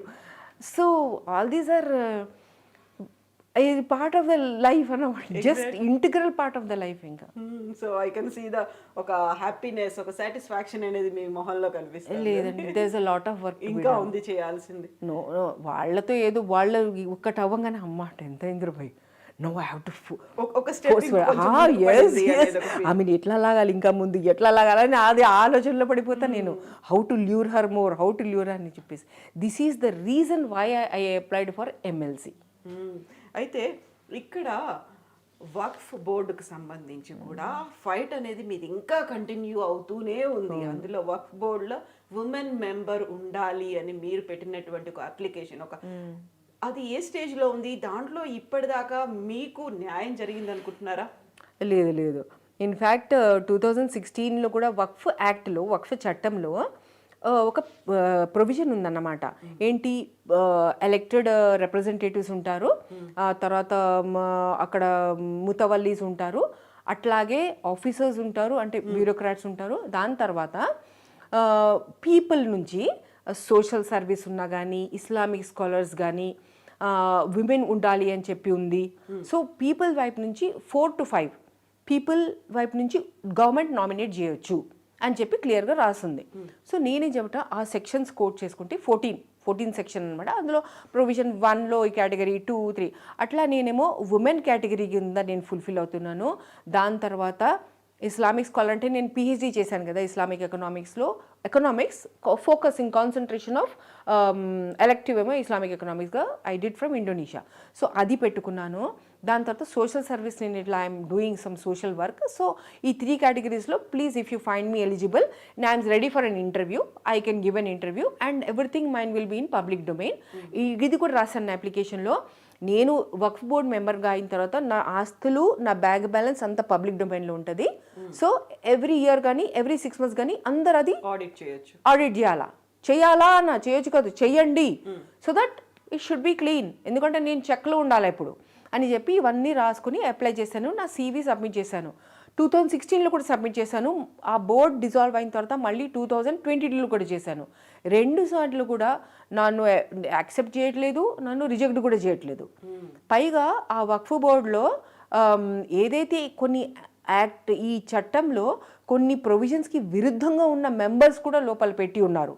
ఓకే, అలాగే ఉమెన్ 2 members ఉండాలి అని చెప్పి ఉందన్నమాట. కానీ అది ఇప్పటికీ కూడా ఒకళ్ళు ఎవరోని పెట్టారనుకుంటాను ఉమెన్ మెంబర్ని, కానీ ఒకళ్ళే ఉమెన్ మెంబర్ ఉన్నారు. సో ఈ రకంగా ఆలోచించుకుంటే అసలు ఆ బోర్డు సరి అయిన బోర్డు కాదు. అయినా కానీ అదే బోర్డుతో కేసీఆర్ ప్రభుత్వం ఆయన పైగా మైనారిటీ పోర్ట్ఫోలియో తన దగ్గరే ఉంచుకున్నారు ఫస్ట్ టైంలో మొత్తం. ఆ టర్మ్లో ఏం చేశానంటే ఆ వక్ఫ్ బోర్డు కింద ఉన్న రికార్డ్ రూమ్స్ ఏవైతే ఉంటాయో దానికి కలెక్టర్ని పంపించి తాళం కూడా వేసేశారు. ఏ చట్టం ఆధారం లేకుండా ఒక డిపార్ట్మెంట్ది రికార్డ్స్ ఉన్న రూమ్ని తాళం పెట్టేసి 2017లో ఈ రోజు దాకా తాళంలోనే ఉంది. ఇప్పుడు ఈ ప్రభుత్వం తీయాలా ఆ తాళం? పైగా ఆ కలెక్టర్ ఎవరైతే ఇది ఫాలో చేశారో కలెక్టర్స్ కానీ ఎవరైనా కానీ చట్టం ఆధారంగా ప్రభుత్వం వాళ్ళకి చెప్పినప్పుడు వాళ్ళది ఫాలో చేయాలా, లేకపోతే ఈ సెలెక్టెడ్ ఎవరైతే ఈ బ్యూరోక్రాట్స్ ఉన్నారో ఆ ఎలక్టెడ్ గవర్నమెంట్ చెప్తున్నప్పుడు సార్ ఈ ఆధారం లేదు, ఈ పనికి ఏ చట్టంలో ఆధారం లేదు అండ్ ఎనీ ప్రెసిడెన్స్ కూడా లేదు అని చెప్పి వీళ్ళు వాళ్ళక బుద్ధి చెప్పాల్సిన అవసరం ఉంది. అట్లాంటిది ఆ టైంలో ఆ కలెక్టర్ వెళ్ళి అది లాక్ చేయడం ఏంటి, ఈ రోజు దాకా లాక్ ఉండడం ఏంటి? ఒక వక్ఫ్ భూమి అని ఏదైతే వీళ్ళు ఆ ల్యాంకో హిల్స్ది అక్కడ వెళ్ళి సుప్రీంకోర్టులో ఏదైతే ఇది వక్ఫ్ భూమి కాదు అని తేల్చి చెప్పారో రికార్డ్ రూమ్ మొత్తం లాక్ ఉందే. మరి ఏం డాక్యుమెంట్స్ తీశారు, ఎవరి హెల్ప్ తీసుకున్నారు, ఏమైంది? ఇప్పుడు ఇంకా ఎంక్రోచ్మెంట్స్ ఉన్నాయని చెప్తున్నారు. వక్ఫ్ భూమి అయితే వక్ఫ్కి రావాలా, కాని చెట్టులో అయితే ఏంటో తేల్చండి. ఇవన్నీ ఎక్కడుంది అదంతా? And for what? ఎందుకంటే ఇప్పుడు లేటెస్ట్ న్యూస్ కూడా ఏంటి, తాళగడ్డ దగ్గర ఒక వక్ఫ్ భూమి మీద మొత్తం real estate as on date ఇప్పుడు నేను మాట్లాడుతుండగా అది మొత్తం ఎంక్రోచ్ అయి ఉన్నది. పబ్లిక్ నాకు పంపించారు అది. What is the Waqf board doing? What is the Waqf board doing? ఇంత దారుణంగా ఉంది. మరి ఆ వక్ఫ్ బోర్డులో ఉన్నది గవర్నమెంట్ అపాయింటెడే కదా, మొత్తం ఎలక్ట్ అయి ఉన్న ముతవల్లీస్ ఉన్నారు, గవర్నమెంట్ అపాయింట్ చేసిన వాళ్ళు ఉన్నారు, జమాతీ ఇస్లామీ వాళ్ళు ఉన్నారు, ఈ పెద్ద ఆర్గనైజేషన్స్, రిలీజియస్ ఆర్గనైజేషన్స్, ఎవరైతే ముస్లిం పర్సనల్ బోర్డుకి సంబంధం ఉన్న ఆర్గనైజేషన్స్ ఇవి. సో ఇట్లాంటివన్నీ ఉన్నారు. మరి వాళ్ళ మతం ప్రకారం సత్యంతో ఉండాలా, వాళ్ళు అది లేదు. పోనీ సంవిధానం ప్రకారం ఉండాలా, అది లేదు. అంటే నేను ముస్లిమ్స్కి చెప్తూ ఉంటాను, మీకు ఖురాను లేదు, మీకు ఖానూను లేదు. ఏం చేస్తున్నాం మనం అందరం ఏం చేస్తున్నాం మనం ఆలోచించుకోవాలా. మనం ఇటు మతం ఖురాన్ కూడా ఉంది మన జీవితాల్లో, ఇటు ఖానూన్ కూడా లేదు మన జీవితాల్లో. మనం ఏం చేస్తున్నాం? సో ఇట్లు ఎవరైతే గొంతు విప్పరో వాళ్ళ దగ్గర కూడా చాలా పెద్ద తప్పు ఉంది. గొంతును నలికేసి వాళ్ళని అణిచివేస్తున్న వాళ్ళు ఎటు తప్పులు ఉన్నారు. కానీ వాళ్ళు అలా చేస్తున్నప్పుడు మనం గొంతు విప్పకపోతే మనం తప్పులు ఉంటాం. ఇప్పుడు నాకు పర్సనల్ యానిమోసిటీ కేసీఆర్తో ఉందా, కేటీఆర్తో ఉందా? ఐ డోంట్ నో దెమ్ పర్సనల్గా వాళ్ళ జీవితాల్లో ఏమీ తెలియదు నాకు. వాళ్ళు నాకు పబ్లిక్ ఫిగర్స్ కాబట్టి నేను ఒక సిటిజన్ లాగా నా ధర్మం కాబట్టి నాకు మీద డ్యూటీ ఉంది కాబట్టి సంవిధానం నన్ను ఇట్లా ఉండమని చెప్పింది కాబట్టి నేను మిమ్మల్ని ప్రశ్నిస్తున్నాను. మీరు మీ డ్యూటీ చేయట్లేదు, నేను మాత్రం డ్యూటీ చేస్తాను కదా, కాబట్టి నేను చేస్తున్నాను. ఇదే ప్రజలకు కూడా నేను ఇదే చెప్తున్నాను. వేరే ఏ సర్కిల్స్ మీద వెళ్తున్నా సంవిధానం is telling us also to do these things. We have to do, మనం చేయాలా, లేకపోతే మనం తప్పు సైడ్లో ఉంటాం. ఎగ్జాక్ట్లీ. ఇప్పుడు మీరు కొన్ని ఏళ్ల నుంచి ఇదే కంటిన్యూ చేస్తున్నారు, ఈ ఫైట్ అనేది కంటిన్యూ చేస్తున్నారు, సమస్యల మీద పోరాటం అనేది చేస్తూ వస్తున్నారు. అండ్ పర్సన్స్ని కాదు, పబ్లిక్ని, గవర్నమెంట్ని కూడా మీరు క్వశ్చన్ చేస్తూ వస్తున్నారు. ఎంత టైం పడుతుంది అనుకుంటున్నారు మీరు అనుకున్నటువంటి ఈ సమస్యలని పోవడానికి? ఇంక్లూడింగ్ మన లేక్స్ గురించి కావచ్చు, లేకుంటే మన సామాజికంగా ఆర్థికంగా రావాల్సినటువంటి మార్పుల గురించి కావచ్చు, మైనారిటీల హక్కుల గురించి కావచ్చు, వీటన్నిటి గురించి ఎడ్యుకేషన్, అవేర్నెస్, ఇవన్నీ ఎంత టైం పడుతుంది అనుకుంటున్నారు? ఏవి ఇప్పుడు మీరు హైలైట్ చేసిన ప్రాబ్లమ్స్ ఏది సాల్వ్ అవ్వనివి లేవే. అవుతున్నాయి కాకుండా కొంచెం కాదు అవ్వనివి కావు అంటున్నా, కానీ అన్ని ప్రాబ్లమ్స్ ఉన్నాయి. సాల్వ్ అవ్వలేదు, ఇంపాసిబుల్ ఏదైనా? No, not at all. The point. So the point is that none of these problems ఇది సాల్వ్ అవ్వదు అని చెప్పి ఏ ప్రాబ్లం లేదు. కానీ మీరు చూడండి, I will give you 2-3 examples. Disha జరిగింది కదా, దిశ జరిగితే దానికి ఆన్సర్ టెక్నాలజీ నుంచి తీసుకొస్తున్నారు. ఏమని? CCTV cameras. ఆపిందా? సీసీటీవీ కెమెరా ఒక దుర్మార్గం స్త్రీ మీద జరుగుతుంటే ఆపుతుందా? అది కెమెరా దిగిపోయి వచ్చి గొంతు నలిపేస్తుందా? కాదు కదా, అది రికార్డ్ చేస్తుంది, అంతే కదా. మనకు కావాల్సింది ఏంటి? ఈ దుర్మార్గం ఆగాల. దానికి ఎక్కడ చేంజ్ రావాలా? దానికి ఇంకొకటి ఏం చెప్పారు, స్త్రీలకి చెప్పారు, కవిత నువ్వు పెప్పర్ స్ప్రే పెట్టుకో, ఆ? నువ్వు అది పెట్టుకో, 100కి కాల్ చేయి. కాల్ చేయి, నువ్వు ఒక యాప్ డౌన్లోడ్ చేసుకో. మా దగ్గర పనిచేస్తున్నా మా గౌసి ఏమన్నా తెలుసా, బజ్జీ మేరే పాస్ కుచ్ భీ నీ హే, ఫోన్ భీ నీ హే, మా క్యా కర్నా. సో సమాధానం వీళ్ళు టెక్నాలజీలో వెతుకుతున్నారు. ఈ ఏదైతే హైటెక్ సిటీ వాళ్ళు పడిపోయేటట్టు ప్రతిదానికి ఒక యాప్ ఇచ్చేస్తే చాలు, ప్రజలది కనుక్కోవడం అన్నమాట. వాళ్ళకి యాప్ ఇచ్చేస్తే చాలు, వాళ్ళు ఖుషి అయిపోతారు. So problem is where it is a sociological problem. Okay, so problem root ఏంటి? నేను చెప్పాను డీజీపీ గారు మీరు అనౌన్స్ చేయండి, ఇట్లా దిశ లాంటిది నెవర్ అగైన్, మళ్ళీ ఇది జరగదు అని మాకు వాగ్దానం చేయండి తెలంగాణ స్త్రీలకి. వచ్చిందా? ఆ వాగ్దానం ఇవ్వడానికి భయపడిపోతుంటే ఎందుకు భయపడుతున్నారు?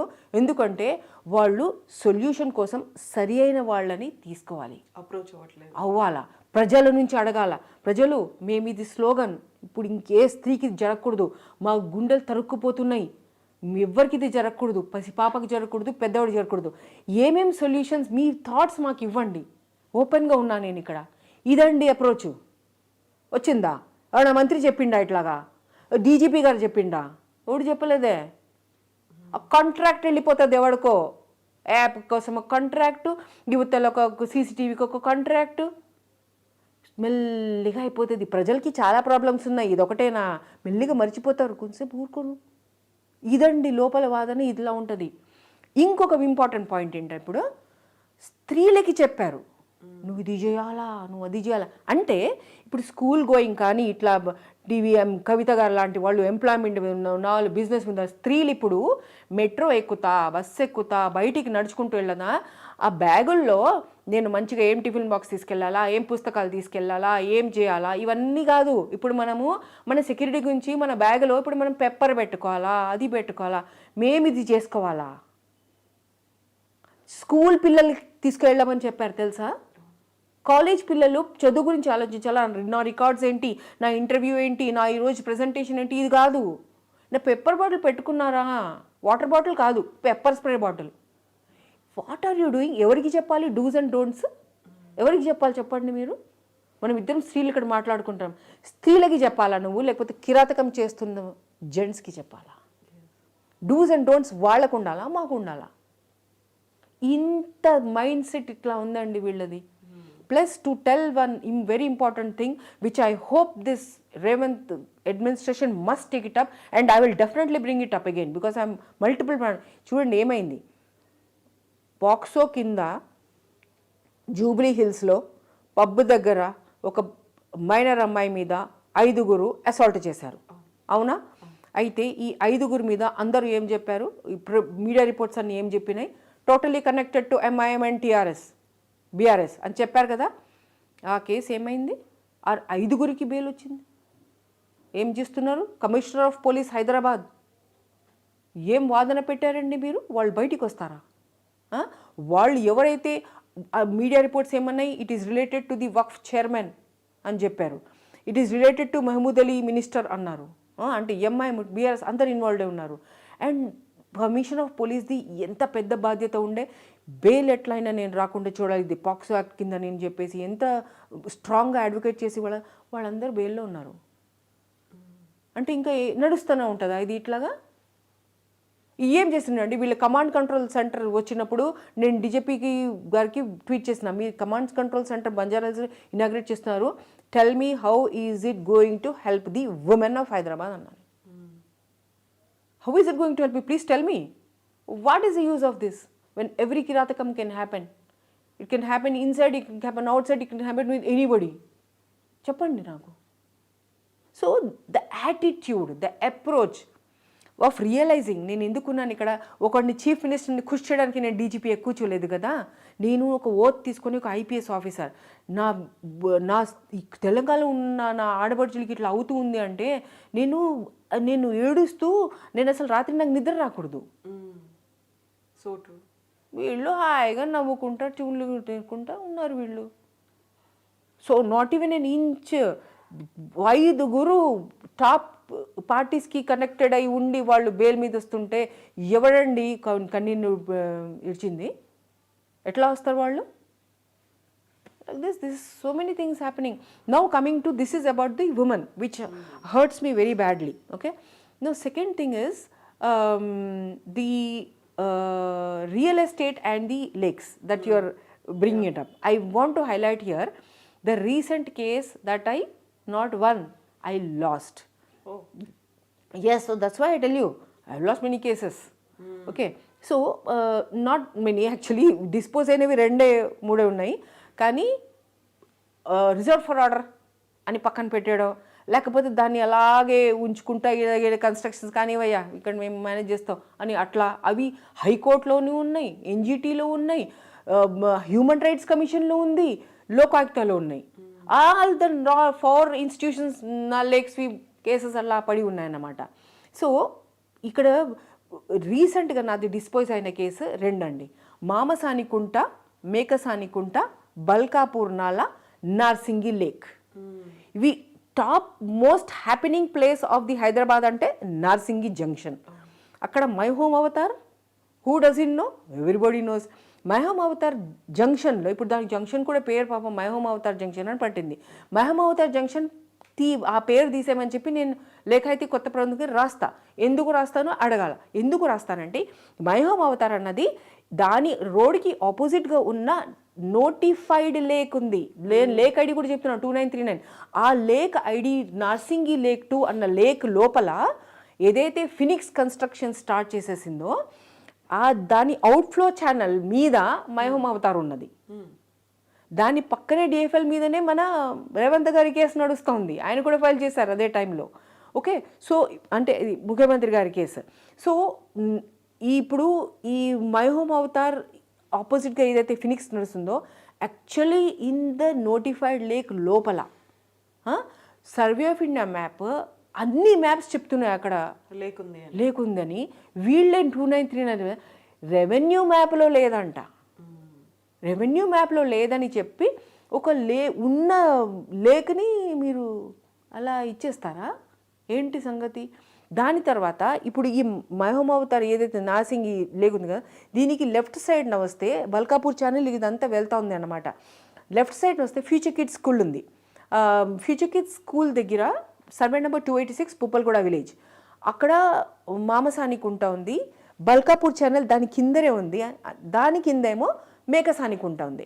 మేకసానికుంట ఏమో సర్వే నెంబర్ 285. అక్కడ ఫినిక్స్ ఏమో ఫినిక్స్ 285 అని కూడా రాసుకుంది. ఓకే, సర్వే మ్యాప్స్ చెప్పండి. రెవెన్యూ మ్యాప్స్ దగ్గర నుంచి అన్ని మ్యాప్స్ ఈ రోజుకి కూడా మీరు రెవెన్యూ ఆఫీసర్ని అడగండి అనేది మేకసానికుంటనే చెప్తాడు. కానీ అక్కడ ఈరోజు ఏముంది? ఫినిక్స్ 285 అన్న హై రైజ్ ఉంది. ఎట్లా అయింది మరి? దాని మీద నా కేసు డిస్పోజ్డ్. దాని 286లో ఏదైతే మామసానికి ఉంటుందో ఆ జీవోలో వాళ్ళు విడుదల చేసిన జీవోలోనే అది కూడా వాళ్ళని ఇచ్చాను నేను కోర్టుకి, ట్రిబ్యునల్కి. అది పనికి రాలేదు. మాస్టర్ ప్లాన్లో ఉంది, చెరువు ఉందని చెప్పేసి అది పనికి రావట్లేదు. బల్కాపూర్ ఛానల్ ఏదైతే రెండింటి మధ్యలో ఉందో దాన్ని పూడ్ చేసి, ఎందుకు ఈ రెండు మనకు కావాలి కదా, మనకి వాటర్ బోర్డ్ ఎక్కర్లేదు పోయి, మనకు రోడ్డు కావాలి. ఎందుకంటే ఈ సర్వే నెంబర్ నుంచి ఆ సర్వే నెంబర్ దాకా నేను వెళ్ళాలి కదా, నా కార్స్ అన్నీ వెళ్ళాలి కదా, పూర్తి చేయండి. పూర్తి చేసినారు. ఇవన్నీ నేను చెప్తానే ఉన్నాను, ట్రిబ్యునల్ మీద చెప్తూనే ఉన్నాను. ఈ మామసానికుంటకి ఏదైతే ఇన్ఫ్లో ఛానల్ ఉందో ఈ రోజుకి కూడా ఐ డ్రీమ్ ఛానల్ అక్కడికి వెళ్తే ఈ రోజుకి కూడా ఆ ఛానల్ ఇంకా అట్లాగే ఉంది. దానికి వెంట్స్ ఎప్పుడెప్పుడు జేఎన్ఎన్యూఆర్ఎం హౌసెస్ కడుతున్నప్పుడు కట్టారంట. ఆ ఛానల్ని నన్ను TSIIC officials, Phoenix management, Badigi Srikanth garu whose అ టాప్ డైరెక్టర్, వాళ్ళిద్దరు నన్ను లోపలికి తీసుకొచ్చి వాళ్ళే ఇన్స్పెక్ట్ చేయించారే, వాళ్ళు చూపించారు లోపల ఉన్న ఛానల్ని. ఆ ఛానల్ ఎక్కడికి వెళ్తుందమ్మా? ఆ చెరువు లేదని లేకపోతే ఛానల్ ఎక్కడికి వెళ్తుంది? ఛానల్ ఇలా తిరిగి ఆకాశం నుంచి అట్లా వెళ్ళదు కదా. ఇన్ఫ్లో ఛానల్ మీ ఏదైతే మీరు కడుతున్నారో దాంట్ లోపల ఉంది. మరి చెరువు లేదా? చెరువు లేదు అని మీరు అనుకుంటా ఉంటే పోనీ ఆ ఛానల్ మరి బల్కాపూర్కి వెళ్తుందా కదా బై గ్రావిటీ, ఆ ఛానల్ మరి ఎందుకు ఓపెన్ చేయట్లేదు? ఆ ఛానల్ని మీరు రోడ్డు మీద నుంచి డైవర్ట్ ఎందుకు చేసినారు? ఆ కమిటీ ఎవరు ఉంటారు? ఎవరు ట్రిబ్యునల్ కమిటీ అపాయింట్ చేసిన కమిటీ ఏమో మొత్తం నేను ఎవరి మీద అయితే కేసు వేశానో వాళ్ళే కమిటీలో ఉన్నారు. మరి నన్ను కూడా పెట్టండి సార్ అని చెప్పిన జడ్జికి నేను ఎవరి మీద అయితే కేసు వేసానో వాళ్ళని మీరు కమిటీ పెడుతుంటే మరి నన్ను కూడా పెట్టండి ఆ కమిటీలో అన్నా. ఇట్లా వాదించాల్సి వస్తుంది జడ్జి వాళ్ళతో కూడా. న్యాయంని న్యాయస్థానం నుంచి న్యాయం రావడానికి పీడ్చి పీడ్చి ఇట్లా లాగాల్సి వస్తుంది. అది ఊరికి న్యాయస్థలంకి వచ్చాం బా, ఇప్పుడు మనకు న్యాయం వస్తుంది అన్న సుకునే లేదు. ఆ స్టేజ్లో ఇప్పుడు ఈరోజు వాళ్ళు కడుతున్నారు. ఇన్ని సాక్ష్యాలు చూపించి నేను ఆర్టీఐ వేసాను, మరి ప్రభుత్వం నాకు ఆర్టీఐ సమాధానం కూడా ఇవ్వలేదు. ఆ ఛానల్ గురించి అడిగిన ఆర్టీఐ ఏమి ఇవ్వలేదు. ఇరిగేషన్, రెవెన్యూ అందరు ఖామోష్ అయిపోయినారు కదా. ప్రభుత్వం ఎవరి వైపు ఉంది? ఫినిక్స్ వైపు వెళ్ళి నిలబడి వాదించింది. చెప్పండి, వాళ్ళు ఇచ్చిన చెరువునే వాళ్ళు కాదంటున్నారు. ఇక్కడ నాసింగి చెరువు మాస్టర్ ప్లాన్లు కాదని చెప్పేసి ఈ 285లో 286లో మేకసాని మామసాని కుంటాలో వాళ్ళేస్తున్నారు చెరువు ఉందని. అక్కడికి వెళ్ళి ఫినిక్స్ వైపు ఉండి లేదు ఇది చెరువే, ఇది ఇక్కడ ఉండడానికి వీల్లేదు అసలు అని చెప్పి ఆర్గ్యుమెంట్ లేదు. వాళ్ళ వైపే వీళ్ళు నిలబడతారు. ఇదండి వీళ్ళ కిరాతకము. ఇంత క్లోజ్గా వీళ్ళని నేను చూశాను. హుస్సేన్ సాగర్ అండి, సాక్షాత్తు పాత సెక్రటేరియట్ ఏదైతే వీళ్ళు పూడగొట్టినరో అందులో వచ్చిన డెబ్రీ ఇంత అంత కాదు కదా, ఎన్నో లక్షల మెట్రిక్ టన్నులు. అవునా? అవన్నీ ఎక్కడికి పోయినాయి? అవన్నీ హుస్సేన్ సాగర్ది కేసు నడుస్తుండగా, ఏదైతే 2015లో వాటర్ అంతా డీవాటరింగ్ చేసేస్తున్నారో ప్రక్షాళన చెప్పి నేను పరిగెత్తుకుంటూ చెప్పాను కదా నేను వెళ్ళానని. ఆ కేసుది నడుస్తుండగా జాయింట్ కమిటీ ఎక్స్పెక్ట్ చేస్తుండగా కూడా వీళ్ళు హుస్సేన్ సాగర్ లోపల ఆ లక్షల కొద్ది మెట్రిక్ టన్నులు ఉన్న డెబ్రీ అంతా హుస్సేన్ సాగర్లో డంప్ చేశారు అని నేను వాళ్ళు అట్లా చేస్తుండగా చూడలేదు. కానీ చెప్తున్నా, నేను కోర్టుకి కూడా చెప్పాను. నేను అంత రూడ్, ఇంత స్ట్రాంగ్గా కాన్ఫిడెన్స్గా ఎట్లా చెప్తున్నాను నేను చూడలేదు కదా. ఎందుకు చెప్తున్నానో చెప్తాను మీకు. వీళ్ళు అది ఏదైతే డెమాలిష్ చేసినప్పుడు చుట్టూ అంత బ్యారికేడ్ వేస్తారు. ఆ హుస్సేన్ సాగర్ దగ్గరికి అటు ఇటు నార్త్ వెస్ట్ సౌత్ మొత్తం బ్యారికేటెడ్. అవునా? అది ఆ డెబ్రీ అంతా తీసుకెళ్ళడానికంట అంచనా వేసింది లగ్భగ్ అట్లీస్ట్ మినిమం ఒక 4000 లారీస్ కావాల్సి వస్తుందంట. మన దగ్గర హైదరాబాద్లో వీ హ్యావ్ టాప్ జర్నలిస్ట్. ఒక్క జర్నలిస్ట్కి ఒక్క లారీ కనిపించలేదే. ఎక్కడ పోయినట్టు అదంతా? ఫ్లైట్లో వెళ్ళిందా? హుస్సేన్ సాగర్లో వెళ్ళిందండి. ఒక పొల్యూషన్ కోసం హుస్సేన్ సాగర్ కలకల్లాడుతూ ఉండాలా అని చెప్పి నేను పిటిషన్ వెళ్ళి ఎట్లా మా టీం చాలామంది సపోర్ట్ చేశారు నన్ను. మొన్న రీసెంట్గా చనిపోయిన మన కెప్టెన్ రామారావు గారు కూడా, రీసెంట్గా చనిపోయిన మన దెబారా గారు కూడా, రీసెంట్గా చనిపోయిన డాక్టర్ మండల్ గారు, డాక్టర్ జస్వీన్, ఇంకా ముఖ్యంగా చక్రి, వీళ్ళందరూ ఎంతోమంది సహాయంతో మనమంతా అక్కడ చేసుకున్నామే. పొల్యూషన్ పోయి ఇదంతా ఉత్త రెయిన్ వాటర్ రావాలా, అప్పుడు మనుషులందరికీ మంచిగా ఉంటుందా, మంచిగా ఉంటుంది, ఈ నురుగు రాకూడదు, ఇవన్నీ ఏం కూడదు అని మనం వెళ్ళి పోట్లాడుతున్న వాళ్ళకి కేసు నడుస్తుండగా ఎంత అహంకారం. డెబ్రీ తీసుకెళ్ళి హుస్సేన్ సాగర్లో వేస్తావా? ఎక్కడ వెళ్ళి మాకు గుచ్చుకుంటుందండి అది. దరద్ బరీ కహానీ. ఎగ్జాక్ట్లీ. అంటే మనం ఇలా మాట్లాడుకుంటూ ఉంటే బోల్డ్ అండ్ ఇష్యూస్ గురించి మాట్లాడుకోవాలి. అండ్ ఇంకా ఇష్యూస్ అనేవి ఉన్నాయి, waiting for the solutions. Solutions కూడా చాలా ఈజీ ఉంటాయి. మనకి చిత్తశుద్ధి అనేది, కమిట్మెంట్ అనేది అవసరం. కమిట్మెంట్, సిన్సియరిటీ అండి, అవి రెండు లేకపోయేసరికి ప్రజలు కంటిన్యూ అవుతూనే ఉంటాయి ఇయర్స్ టుగెదర్. మనం లైఫ్ లాంగ్ ఫైట్ చేయాల్సినటువంటి అవసరం ఉంటుంది. ఒక్క చిన్న పాయింట్ అండి, విచ్ ఇప్పుడు ఏదైతే చాలా ఇంపార్టెంట్, ఇది మొత్తం మన క్లైమేట్ క్రైసిస్కి తగులుతున్న ఇష్యూ. అదేంటి? GO111. బయోడైవర్సిటీ దెబ్బతింటోంది, మన ఎన్విరాన్మెంట్ దెబ్బతింటోంది, లేక్స్ పోతున్నాయి, ఆ తర్వాత మనిషి హెల్త్ ఎఫెక్ట్ అవుతుంది. హీట్ ఇంక్రీజ్ అవుతున్న మూలాన మనిషి ఎకానమీ, ప్రొడక్టివిటీ దెబ్బతింటుందని WHO నిన్నగాక మొన్న అది డౌన్లోడ్ కూడా చేసుకున్నాను నేను. మనకి ఇక్కడ సౌత్ ఏషియాలో చాలా ఉంది ఆ పాయింట్. ఇప్పుడు ఏదైతే GO111లో వీళ్ళు 1,32,000 acres ఉన్న ఆ 84 విలేజెస్ని వీళ్ళు నాటకం తీసేసామని ప్రజలకి చెప్పడం, తీయలేదని కోర్టుకి వెళ్ళి చెప్పడం, ఇవన్నీ క్లోజ్గా చూస్తున్నా. వీళ్ళు రాసిచ్చారు తీయలేదని, ప్రజలకి ఏం చెప్పారు? తీసేసారని చెప్తున్నారు. ప్రజలందరూ కన్ఫ్యూజ్, ఏంటి సంగతి, ఎవరికి తెలియదు కోర్టుకు వెళ్ళేలా చెప్పిండని. చూడండి నాటకాలు. సో ఇవన్నీ ఏం చేస్తున్నాయి, ఇవన్నీ ఏమవుతున్నాయంటే ఇప్పుడు రీసెంట్గా ఈ క్షణం మీతో మాట్లాడుతుండగా ఆ 1,32,000 acres GO111 ఏరియాలో మొత్తం కిరాతకం నడుస్తూనే ఉంది. కానీ రిజర్వాయర్లకి చాలా పెద్ద ముప్పు వచ్చేసింది. ఇప్పుడు నడుస్తుంది ఏంటంటే ఈ ఏదైతే శంకర్పల్లి రోడ్ ఉంది కదా, అది రిజర్వాయర్ని కట్ చేస్తుంది. ఆ కట్ చేసి చిన్న ముక్క ఏదైతే ఇటువైపు రిజర్వాయర్ ఉంది కదా, ఎప్పుడు అందులో నీళ్ళు ఉంటాయి, మొత్తం లెవెల్ చేసేస్తున్నారు. ఎలక్షన్స్ నడుస్తుండగా, రిజల్ట్స్ నడుస్తుండగా ఎవడు హుకుం ఇచ్చిండండి అది చేయమని?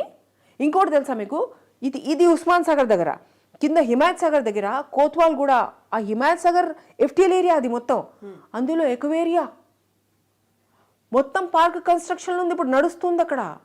అందులో అంట మొత్తం మనుషులు పట్టుకునేటట్టు కూడా మెరైన్ స్పీషీస్ వచ్చి పెడుతున్నారంట. అండ్ అన్ని బర్డ్స్నేమో బంధించి అక్కడ హాస్టేజ్గా ప్రిజనర్స్ లాగా అట్లా పెడితే మేము చూసి ఇంకా ఆనందించాలంటే వీళ్ళు హైటెక్ వాళ్ళందరూ వచ్చి ఇప్పుడు అది ఆనందించాలని చెప్పి అది పెడుతున్నారు. వరల్డ్ అంతా ఏమో వేరే వైపు నడుస్తుంది. ఏంటి, మనం బంధించి రాదు, వీళ్ళకి రైట్స్ ఉంటాయి, మనం వాళ్ళు ఎక్కడ ఉంటావో వాళ్ళు ఆలోచించాలి, వాళ్ళు కూడా అధికారం వచ్చి మమ్మల్ని బంధిస్తే ఎట్లా ఉంటుంది, ఇవన్నీ ఆలోచించాల్సిన పాయింట్స్. నేను ఒకటే చెప్పాను అక్కడ, మొన్న దాని గురించి మీటింగ్ పెట్టుకున్నాం. నేను చెప్పాను ఒకటే, వాళ్ళు ఏమని రాస్తారు తెలుసా అఫిడేవిట్లో, ఇప్పుడు ఈ కొత్తవాళ్ళు కూడా ఈకో పార్క్ గురించి ఇది సైన్స్గా పిల్లలకి మెరైన్ ఎకాలజీ గురించి తెలియాలి అని చెప్పి మేము అంతా అట్లా చేస్తున్నాం, బయట నుంచి తీసుకొచ్చి అంతా అక్కడ పెడుతున్నాం అంటే, నేను ఒకటే అడిగాను మా యాక్టివిస్టులందరికీ, వాళ్ళని ఎంపవర్ చేయాలని చెప్పాను నేను. ఏదైతే ఈ హెచ్ఎండిఏ చైర్మన్ మన మౌడ్ సెక్రటరీయే, ఇంకెవరు రాస్తారు అది. అయితే వాళ్ళు ఎవరైతే రాస్తున్నారో వాళ్ళకి సింహం గురించి అన్నీ తెలుసు కదా, సింహం ఎంత భయంకరమో ఏమేం చేస్తుందో ఇవన్నీ తెలుసు కదా. సింహాన్ని ముట్టుకున్నది తెలిసిందా? ముట్టుకున్నాడంట నాయన, అప్పుడు తెలిసిందా సింహం గురించి? పిల్లలు ఆ మెరైన్ గురించి తెలియడానికి దాన్ని వచ్చి నువ్వు ఎక్కడి నుంచో తీసుకొచ్చి అక్కడ బంధించి వాళ్ళని పెట్టి వీళ్ళని ముట్టుకొని అప్పుడు తెలుస్తుందా వాళ్ళ జ్ఞానము? ఇది జ్ఞానం ఇది is in experiential learning. What we have to move towards. అంటే చూడండి వాళ్ళ వాదనలో ఎంత రిగ్రెసివ్, అసలు లాజిక్ లేదు, regressive. We know how to protect, అదొకటి కోర్టుకి చెప్పడం, we know how to protect. నువ్వు అయితే నువ్వు ఎందుకు చేస్తున్నావు? What is this answer hour logic? నువ్వు సింహాన్ని ముట్టుకున్నావా? లేదు. సింహం గురించి తెలుసు. ఎట్లా తెలుసు? ముట్టుకోలేవు కదా. ఇప్పుడు పిల్లలకి ఎట్లా ఎందుకు నేర్పిస్తున్నావు బంధించి? అంతా పిల్లలకి నువ్వు బంధించవచ్చో నేర్పిస్తున్నావు నువ్వు. సో ఆల్ దీస్ పాయింట్స్ అదేనండి. ఆన్ ది లైన్ రేవంత్ గారి ప్రభుత్వం మీద చాలా చాలా పెద్ద జిమ్మెదారీ ఉంది. కిరాతకం ఏ సెక్టర్లో లేదని, ఎన్విరాన్మెంట్ గురించి మాట్లాడుతున్నాను, ఎడ్యుకేషన్లో ఎంత కిరాతకం లేదు.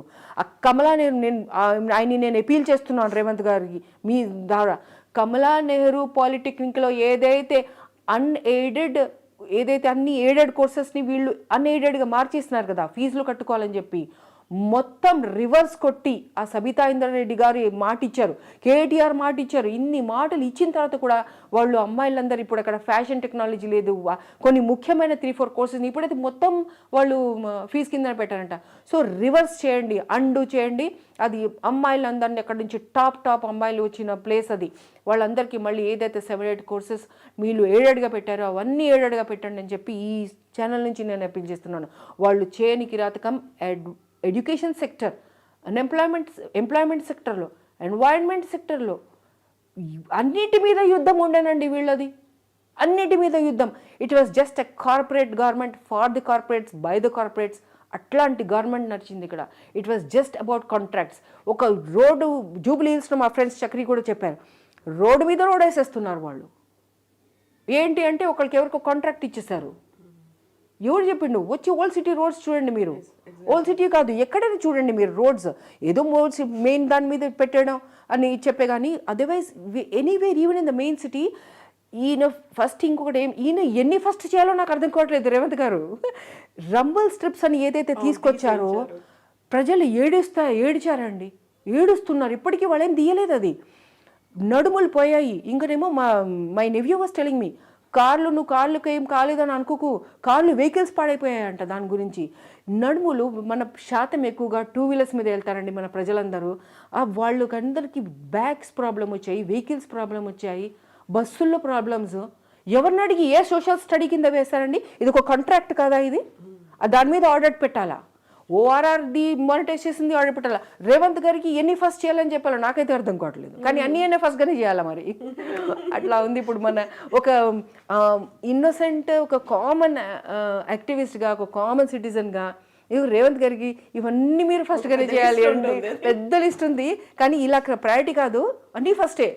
అవును, మన ఇన్నోసెంట్ డిమాండ్స్ మరి అట్లాగే ఉంటాయి. No, not innocent demands. అలా ఒక యాక్టివిస్ట్, సోషల్ యాక్టివిస్ట్, ఒక ఫైటర్ చేస్తున్నటువంటి డిమాండ్స్ ఇవే కామన్ మ్యాన్ కూడా ఫేస్ చేస్తున్నటువంటి problems Exactly. And they are This is not my problems, right? These are everybody's problems. Exactly అంటే ఒక ఫైటర్ కామన్ మ్యాన్ కోసం, అక్కడ ఉన్నటువంటి పబ్లిక్ కోసం, ఒక ఇన్నోసెంట్ పబ్లిక్ కోసం ఫైట్ చేస్తున్నటువంటి ఫైట్. లాస్ట్లో ఒక పాయింట్ అండి, ఇంట్రెస్టింగ్ పాయింట్. మీరు మనం అనుకుంటాము ఫిషర్మెన్ ఏవైతే సొసైటీ కమ్యూనిటీ, మనం అనుకుంటాం ఫిషర్మెన్ అంటే అవుట్స్కర్ట్స్ ఆఫ్ అనేసి.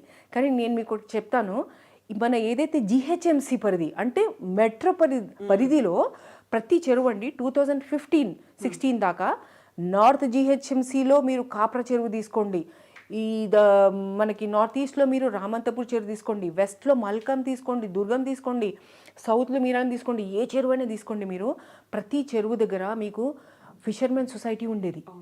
ఇప్పుడు ఎక్కడ ఉన్నాయి ఇవి? ఏమైంది తెలుసా, వీళ్ళు 2015-16 నుంచి అంట I have made some test students interview, వీళ్ళని ఇంటర్వ్యూ చేయించా కొన్ని స్టూడెంట్స్ మా దగ్గర ఇంటర్న్ కానీ వచ్చినప్పుడు. అయితే వాళ్ళందరూ 2015-16లో ఇంకా మీకు లైసెన్స్ ఇవ్వము, ఎందుకంటే ఆ పొల్యూటెడ్ అయిపోయింది కదా, లైసెన్స్ ఇవ్వము. ఈ రోజు దాకా వాళ్ళకి లైసెన్స్ లేవు. ఆ చెరువు నీట్ అయిందా? 10 years సరిపోలేదు. ఎందుకు? అది కార్పొరేట్స్కి ఇచ్చేసినారు. అది అక్కడ బాలస్వామి టెన్నిస్ అకాడమీ కట్టేసిండ్రు కాపరాలో, ఇక్కడేమో మల్కంలేమో అపర్ణాకి ఇచ్చేసిండ్రు. మొత్తం లేక్ లోపల మొత్తం పూడ్ చేసి, అదేమో ఫిషర్మెన్ ఇంకా అవుట్ అన్నమాట, corporate in fishermen out. So ఏమైందంటే ఇది ఎక్కడ ఎఫెక్ట్ అయిందో చెప్తాను. ఒకటి ఎంప్లాయ్మెంట్, రైట్? వాళ్ళందరూ ఏం చేస్తున్నారు, వాళ్ళ అబ్బాయి ఒకళ్ళు డిగ్రీ చేసిన ఆ అబ్బాయికి ఇంటర్వ్యూ చేస్తే ఆ అబ్బాయి ఏమన్నాడు తెలుసా, ఇఫ్ సపోజ్ వాళ్ళు మంచిగా చేసేస్తే ఏదైతే మా ట్రెడిషనల్ ఫిషింగ్ ఉందో నేను దానికి మళ్ళీ వెళ్తానన్నాడు. చూడండి, అది పోయిందా? ఇంకా కల్చర్ ఏముండేది తెలుసా, అంబీర్ చెరువుది తీసుకోండి, మన కూకట్పల్లిది అంబీర్ చెరువు, మల్కం చెరువు, ఈ మల్కా చెరువు, రామంతపూర్, కాప్రా, దాని బండ మీద ఎప్పుడు స్త్రీలు ఫ్రెష్ ఫిష్ అమ్మేవాళ్ళు. ఇప్పుడు ఎక్కడైనా చూస్తున్నారా మీరు? 15-16 దాకా కూడా ఉండేనండి. ఆ కల్చర్ తీసిపడేసి, వీళ్ళని అన్ఎంప్లాయిడ్ చేసేసి, ఆ కల్చర్ తీసిపడేసి, ఆ పిల్లలందరూ వచ్చి తల్లిదండ్రులు వచ్చి కొనుక్కోవడం ఫ్రెష్ది, ఫిషింగ్ నేర్చుకోవడం. ఫిషింగ్ ఇవన్నీ నేర్చుకుంటే డాక్టర్స్లు ఏమన్నారు, డిప్రెషన్స్ రావంట, సైకలాజికల్గా మంచిగా ఉంటారంట. లోకాయుక్త గారు సుభాషన్ రెడ్డి ఉన్నప్పుడు ఆయనతో నేను వాదించాను. ఓ మైనే హుస్సేన్ సాగర్ మీద తీరా అనేవాళ్ళు, నేను స్విమ్ చేసిన అంటే, సార్ నేను స్విమ్ చేసిన ఎట్లా సార్, ఈసారి వాళ్ళు స్విమ్ చేసేటట్టు మీరు హుస్సేన్ సాగర్ని తయారు చేయండి అని వాళ్ళు హుకుం ఎందుకు ఇవ్వట్లేదు సార్ అని వాదించాను నేను. What do we expect some judicial activism? అవేమీ లేవు. ఊరికే సొది చెప్పుకుంటే ఎట్లా? So this is the points అండి. This connected. ఇప్పుడు మీరు economy, environment, the health, the nutritious food, ఎందుకంటే ఫిష్ ఇంటర్లింక్డ్ ఉన్నాయి. ఎంత ఇంటర్లింక్డ్ అండి, బయోడైవర్సిటీ. ఎగ్జాక్ట్లీ. మన స్నేహితులు ఎంతమంది, హుస్సేన్ సాగర్ దగ్గర ఒక మొత్తం లిస్ట్ ఉంది. ఆ లిస్ట్ పక్షులని ఎక్కడ పోయాయి, ఉస్మాన్ సాగర్ పక్షి ఎక్కడ పోయాయి, when will they come back? మన స్నేహితులు కూడా కాదు, వాళ్ళ మీద మనం డిపెండ్ అయి ఉన్నాం. వాళ్ళు మళ్ళీ తిరిగి వచ్చేటట్టు మనం హైదరాబాద్ని తయారు చేసుకోవాలా మనం. ఎగ్జాక్ట్లీ అండి. You please continue the fight, we are with you. Thank you so much Lubna garu. Thank you కవిత గారు. సో నిజంగానే మనం మాట్లాడుకోవాల్సిన అంశాలు చాలా చాలా ఉన్నాయి, ఎందుకంటే అవన్నీ ఇయర్స్ టుగెదర్ అలా పెండింగ్ లో పడి పైలప్ అయి ఉన్నాయి. అండ్ ఇంకెంత టైం పడుతుందో కూడా తెలియనంతగా సమస్యలు అనేవి ఉన్నాయి. Waiting for the answers, not only answers, solutions కావాలి వాటన్నిటికీ. And it is not difficult and impossible, it is easy. It is easy. కావాల్సిందంతా సంకల్పం, చిత్తశుద్ధి అనేది అవసరం ఉంటుంది. ఒక బాధ్యతగా వ్యవహరిస్తే ఇవన్నీ అయిపోతాయి. Thank you so much, Lubna garu. Thank you, please Kavita. continue the fight. And thank you to iDream. Thank you so much, Andy.